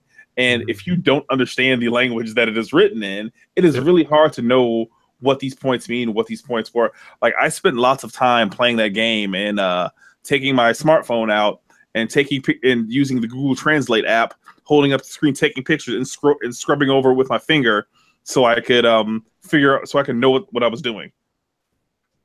I've done that lots with the games I can't that don't have translations. I'll just there's the Google Translate app. You run your finger over it, it'll tell you what it is roughly. It's usually it's right more often than not, but it's wrong a lot. I also want to shout out Gundam Breaker for letting me make my dream build of combining the Epion with the Sinanju. Oh god, that's probably my favorite fusion build I've done. That's good. Is actually pretty strong in the game too. Nice. Oh, cool. All right. Any other Gundam thoughts you want to tell the folks? If anyone's still out there, still buy Gundam models. Buy them. It keeps the series going. And if you're gonna buy them, marker pens. I have a Gundam marker pen. It's neat. If you're gonna buy them, go big or go home. Buy it's 044 or 1 to 44. There's the HG, which is 1 in 144 scale. There's master grade, which is 1/100, and there's perfect grade, which is 160, and there's real grade, which is higher quality 1/144. Okay, yes. No. Master grade's really great. I think it was the master grade then, because that's master grades are the expensive. Those are huge. Yeah. I stood one next to a child, and I was like, "Oh, this is this is as big as you. This is very comparable to a small child." But I will say, if you want to start, there's a lot of really good HG kits that are relatively inexpensive. For like $15 brand new, you can get some pretty solid kits. So that's what I have a 7-year-old daughter who I've gotten into Gundam. And that's what we get we've ordered some HD kits, because you can get a couple $10 kits, and buying 2 of them at a time, and for a kid who does not have the finger dexterity to not lose a piece, it's probably better that you don't spend a lot of money on a high quality kit. And versus like the time, because some of the master grades I've built have taken like days, and some of the HGs take maybe hours in comparison. Yeah. Yes. I don't think anyone's gonna start with one of those. I did. Really? I bought a master grade of the Gundam Wing, and it's like an old kit too, so it was a nightmare to put together. Nice. Damn. Yeah. Huge Gundam. But there are a lot of videos out there and resources to help get started. And most places have some sort of hobby shop for tools and supplies. Nice. But also the internet exists. You can order all that stuff now. Yes, the internet. Like one of the things I got was a Tamiya starter kit, which has all the basics. I bought 2 of those kits, one for me and my daughter, because it's like the proper blades and everything to cut out and clip, and you don't realize how essential that stuff is when you're dealing with pieces that small. Mm-hmm. Like on my last trip to Japan, I bought a pair of God Hand clippers, which are like pretty much $70 to $80 pair of clippers, but boy, do they cut through plastic like cutter, like a butter, not cutter, like butter. Yeah. So having the right tools is very good if you want to get into that. Certainly. I saw this run neat pair of tweezers for like grabbing stickers off of sticker sheets and applying them to like tricky angles. I have a pair. I have a pair of those. Yeah, I got tweezers. I got like a hobby knife, stuff like that. Nice. I got my Gundam pen, and I never used it for anything. I just thought it was neat. Gundam markers are great. Yeah. Cool.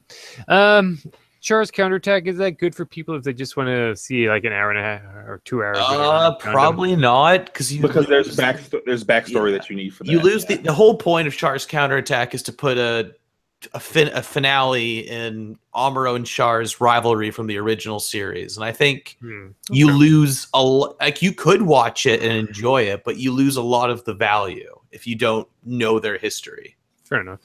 It's like watching like Khan, and it's like watching Wrath of Khan without knowing the context of the original series. I'll say that because my friend Brock forced me to watch Wrath of Khan, and I had no idea who Khan was. Yeah. And so I thought the movie was like really mediocre because I didn't know anything going in. I didn't know that they had this history and the whole thing that transpired in the original series. So I think it's key. Frickin' Star Trek. Fair enough. God, I love that you've been punished so much that you brought it back there yourself without. Yeah, I had to because it's like the perfect analogy. It's so 1-to-1. I appreciate it. Oh, is there a movie? If you could recommend one movie of Gundam to people that want to just get a feel for it, is there one that you would recommend? Gundam Thunderbolt. Okay. I think, but it's usually hard to recommend a movie because they're usually follow-ups. Yeah, like Gundam Thunderbolt is a side story, but it is self-contained relatively, and it is like an hour and 20 minutes long, and it is really well done, and it doesn't really focus on the main story, so you can get away with that. Whereas like Stardust Memory, you kind of have to have a little bit of context to get it, but you can still watch it without it. Also, another really short series is War in the Pocket, and you don't need to know the original series to watch that either. War in the Pocket. And that's also got some really cool looking Gundams and Zakus. Nice. Yeah, OVA. Yeah. Cool. Might look into those myself. 6 episodes. They're cool. Pretty short. Cool. Alrighty. Yeah, lots. We could go on all night and all morning. Yeah, Gundam is large and vast. It has a legacy. There you go. So hey, if you like big robots, here's something maybe look into. Thank you. I literally it made my neck tense when he said robots. Every time it's faster though, and I just like robots. And I don't want to be that kind of hipster, but like I'm kind of a hipster for that. I'm like I can feel it. I'm doing that on purpose too. It's fun. It's faster. Sinaju the robot. Good stuff. Okay. I'm gonna wrap her up. Neat. So that's a whole lot of Gundam talk. Hope people were able to figure out what we were going on about. Hope it made some sense. Yeah. What can you say? Buy the game. It's fun. We'll play. Yeah. We'll set up a room. Yeah. We'll get good together. It'll be fun. Fun game if you got, like I said, the headsets. It'll make you want to learn more about it. And there's so much there if you just want to, just want a new fan base to get into. Yeah, cool. Also, if you play the game, you will find out that Japanese players that are bad are some of the most polite people that you'll ever meet. Because even when you're on a team with them and you lose and it's their fault, they'll say thank you. They'll tap the thing for thank you and and then that I don't. Me personally, I don't react fast enough to hit it back, so that I feel like a dick. Yep. You're like, yeah, you better think. Well, no, like I'll do it, and I'll be tapping, and after you make it to a certain part in the windscreen, it won't let you tap it. Yeah, it'll stop. Yeah, I know what you're talking about. That's so happened to me. Like I'll be trying to tap, like, no, he has to know. You're trying to say good game. Yep. You're trying to use the one for glad you were there. Yeah. I don't want to be the American douchebag. Please know that know that I love you. I've also had a weird experience of people adding me on this game where normally I don't have that when I play online. Whereas in this game, people add me and go, "Hey, I need you later on." You're like, "Oh, okay." I usually don't join their gangs. I get that a lot, and I hate that. Oh, yeah. I haven't had that in a game for a long time. I get that I play Call of Duty with my little brother. Yeah, often, and I get that in Fortress. I get that in Call of Duty too a lot, and I'm not a fan of it. And it's not that because I don't play online games as much as I should, because I pay for the privilege to play online games. But then I really like to. Gaming is a solitary thing that I get to get away from the world from. I don't always want to, but if I do play a multiplayer game, it's usually with a person that I know or a reason. So. Did Gundam ever meet Optimus Prime? That'd be neat.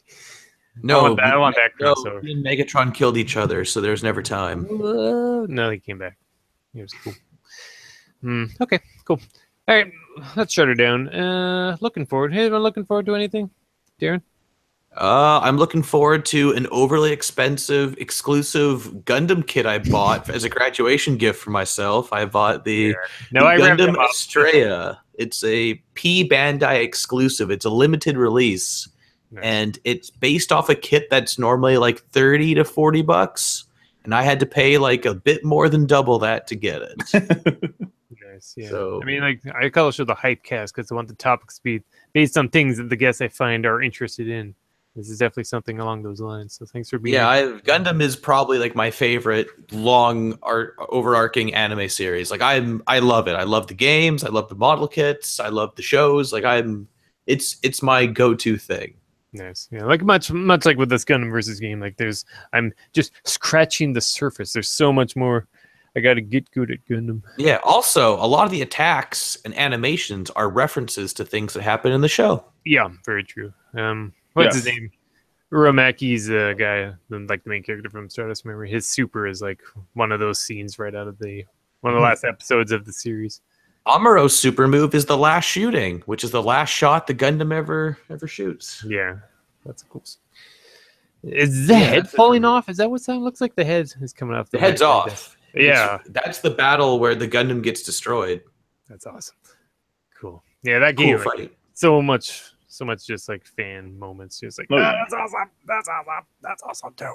They did well in the construction of that game. Yeah. What a treat for fans that know what's happening. Cool. And it's like all your favorite dream matches, like Darren said, like your favorite Sinanjus versus your favorite Zakus, and the Sazabi versus Sinanju, Char versus Char. I don't think anyone would ever say a Zaku is their favorite. If they do, they're a monster. What? Just saying. That's pretty cool. Unless you're talking about 2 and specifically the red one, then I can give you that one. Yeah. What about Johnny Reedon's Nope. Zaku? Nope. The Crimson Lightning. The Red Blitz. So said the only one you can Char's red one is the only one you're allowed. Only Zaku you can care about. What about the blue one? What about Galug? That's the goof. That's in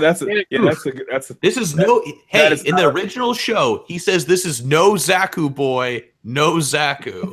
Nice. It's literally the line, like word for word. I was bummed that space-powered woman from Stardust wasn't in the game. I was kind of surprised. She is in the other games. Oh, yeah, like maybe she's a striker. There's a lot of strikers that are not playable. They leave themselves open for a lot of DLC. Oh yeah, especially if you play the single-player stuff. You fight suits that are in other games. Yeah, Uramaki in the space variant is a boss. A lot of fun bosses. What is Big Zam from? Is that just from Basic? That's from the original. That's from OG. Yeah. Okay. Cool. All right. Cool. And looking forward. Darren mentioned a model kit. Any games or shows, whatnot? Games. I'd like to finally like catch up on Persona 5 and get caught up with that. 'Cause I'm only like 35 hours into it. I need to beat it before end of the year. Yeah. I have put 280 hours into that game. Good Lord, you must have done everything. I have. I platinumed the game. Good. Yeah, more like looking at the backlog. Oh no, never look back.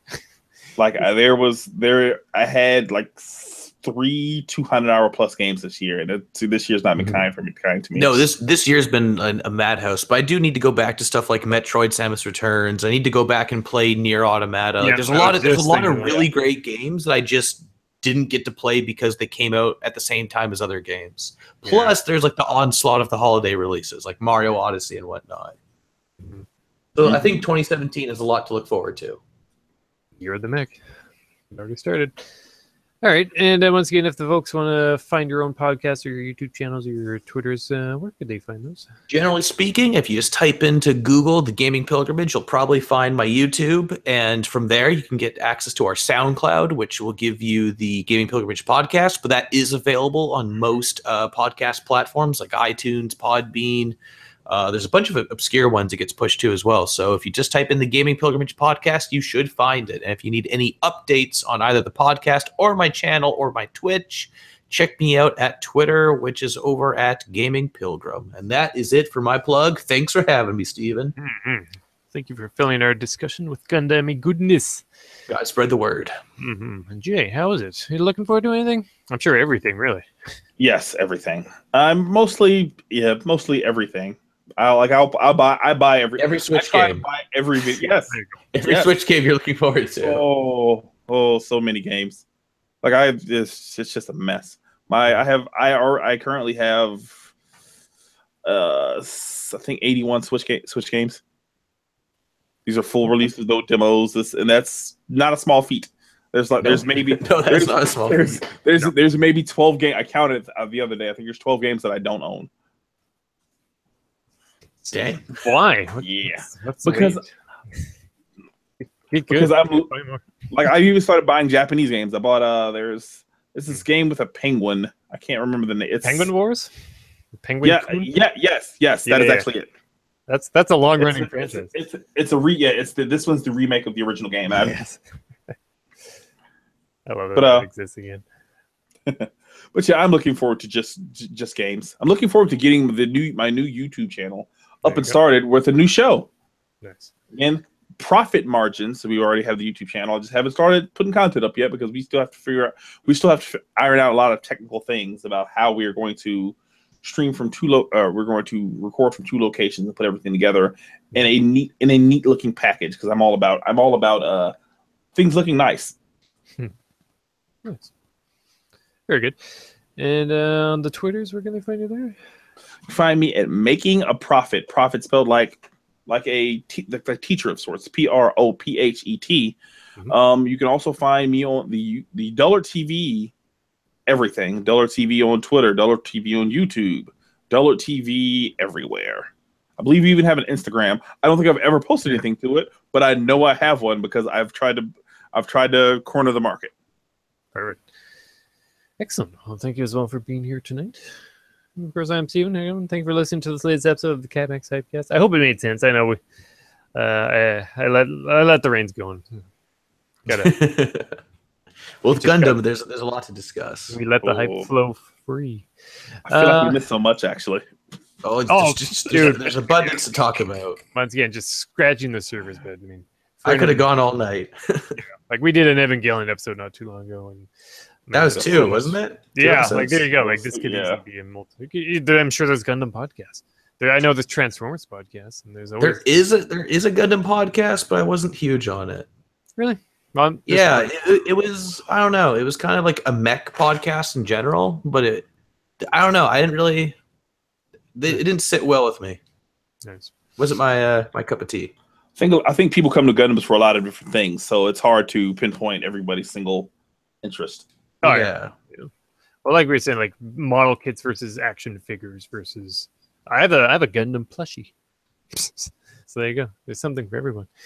Looking forward to. I was really just about to buy Outlast 2 for the PS4, and I really want to play it. We mentioned it before. I'm looking forward to playing that sooner or later.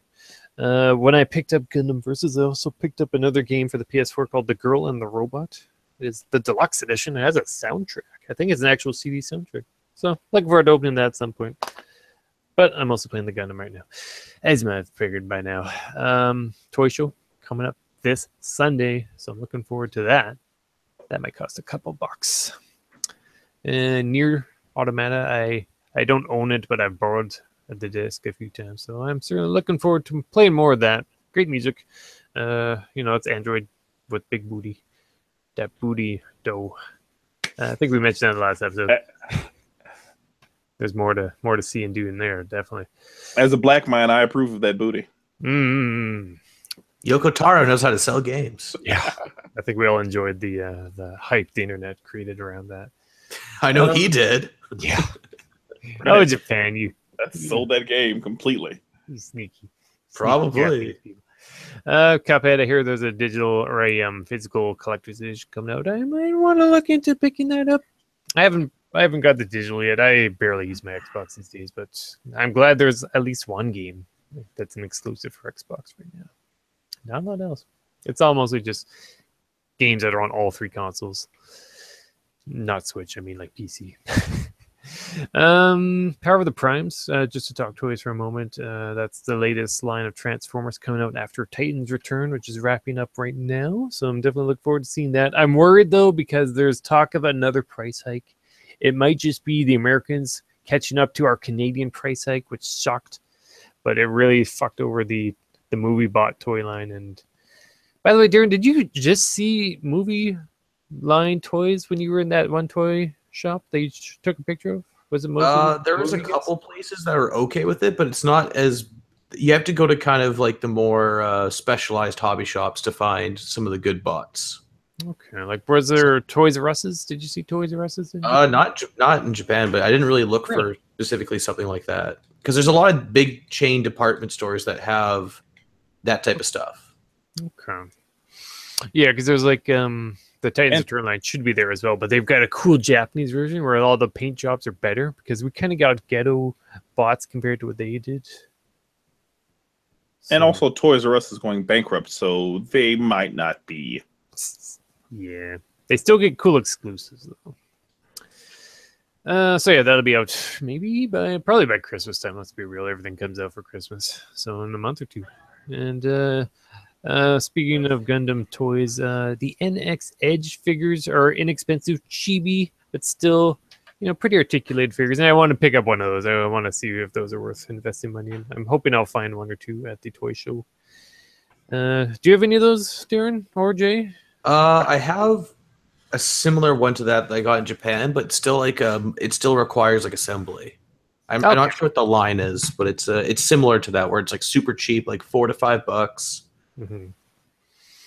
Okay, yeah, but they're just like cute figures. They won't take up much space at all, and they have tons of accessories, and they're very posable. And yeah, I'm more of a Tamashi kind of guy when it comes to my figures. Yeah, those look good too, but those are more expensive. I know. I know. Yeah, we all know. Like Transformers, you get what you pay for, though. They're pretty dang good. Yeah. Transformers is already a money. I've been looking at some of the suits that don't get like regular model kit updates. I've been looking at the Robot Damashi line because they have some of them. Yeah. Oh man, I'll look into one this year. It always comes into price for me. I don't want to spend $200, dude. Before we started, Jay and I were looking at a site. There are third-party Gundam figures. Those $200, $210 Canadian, but those look. I'll send you the link, Darren, afterwards. Oh, because we all need to spend all. Fuel my addiction. Yeah, exactly. All right, cool. That's it. That's the show. This has gone on long enough. I think it's Friday night. I'm sleepy. It's time for Gundam. There you go. If you want to play, look into it. Score it out. Let's shut this show down. So everyone who listened for the whole thing, thanks very much, and hopefully we'll see you next time. Bye everybody. Bye Darren. Bye Jay. Bye everyone. Thanks for listening. We'll see you next time. See ya. Please enjoy the intro to Stardust Memory. Listen to this crazy intro. It is like, it's just the weirdest thing. Anyway, thanks for listening. We'll see you next time. Bye, bye, bye, bye. Okay, that's the right point. Cool, we're done. Stream is still going for a little bit. Was anyone in the chat? Did anyone ever show up? Oh, Yoshi. Yoshi did show up. Yoshi Knuckles in the chat. Yeah, we didn't acknowledge him. Yeah. Well, it's still going for the actual YouTube, but Yoshi says he called us nerds. Oh, you. And he just dropped in. I won't take that from him. Yeah, no, exactly. And make a Revenge of the Nerds reference. Nerds. That is the Nerds reference. That is the number one ogre shout out. And mention that my phone ringtone is Gundam related. So there you go. Thanks for stopping in, Yoshi. That is a HYPECAST live stream exclusive shout out. Because I already ended the podcast. The music is playing right now. But cool. I'm going to shut her down. Shut down the broadcast now.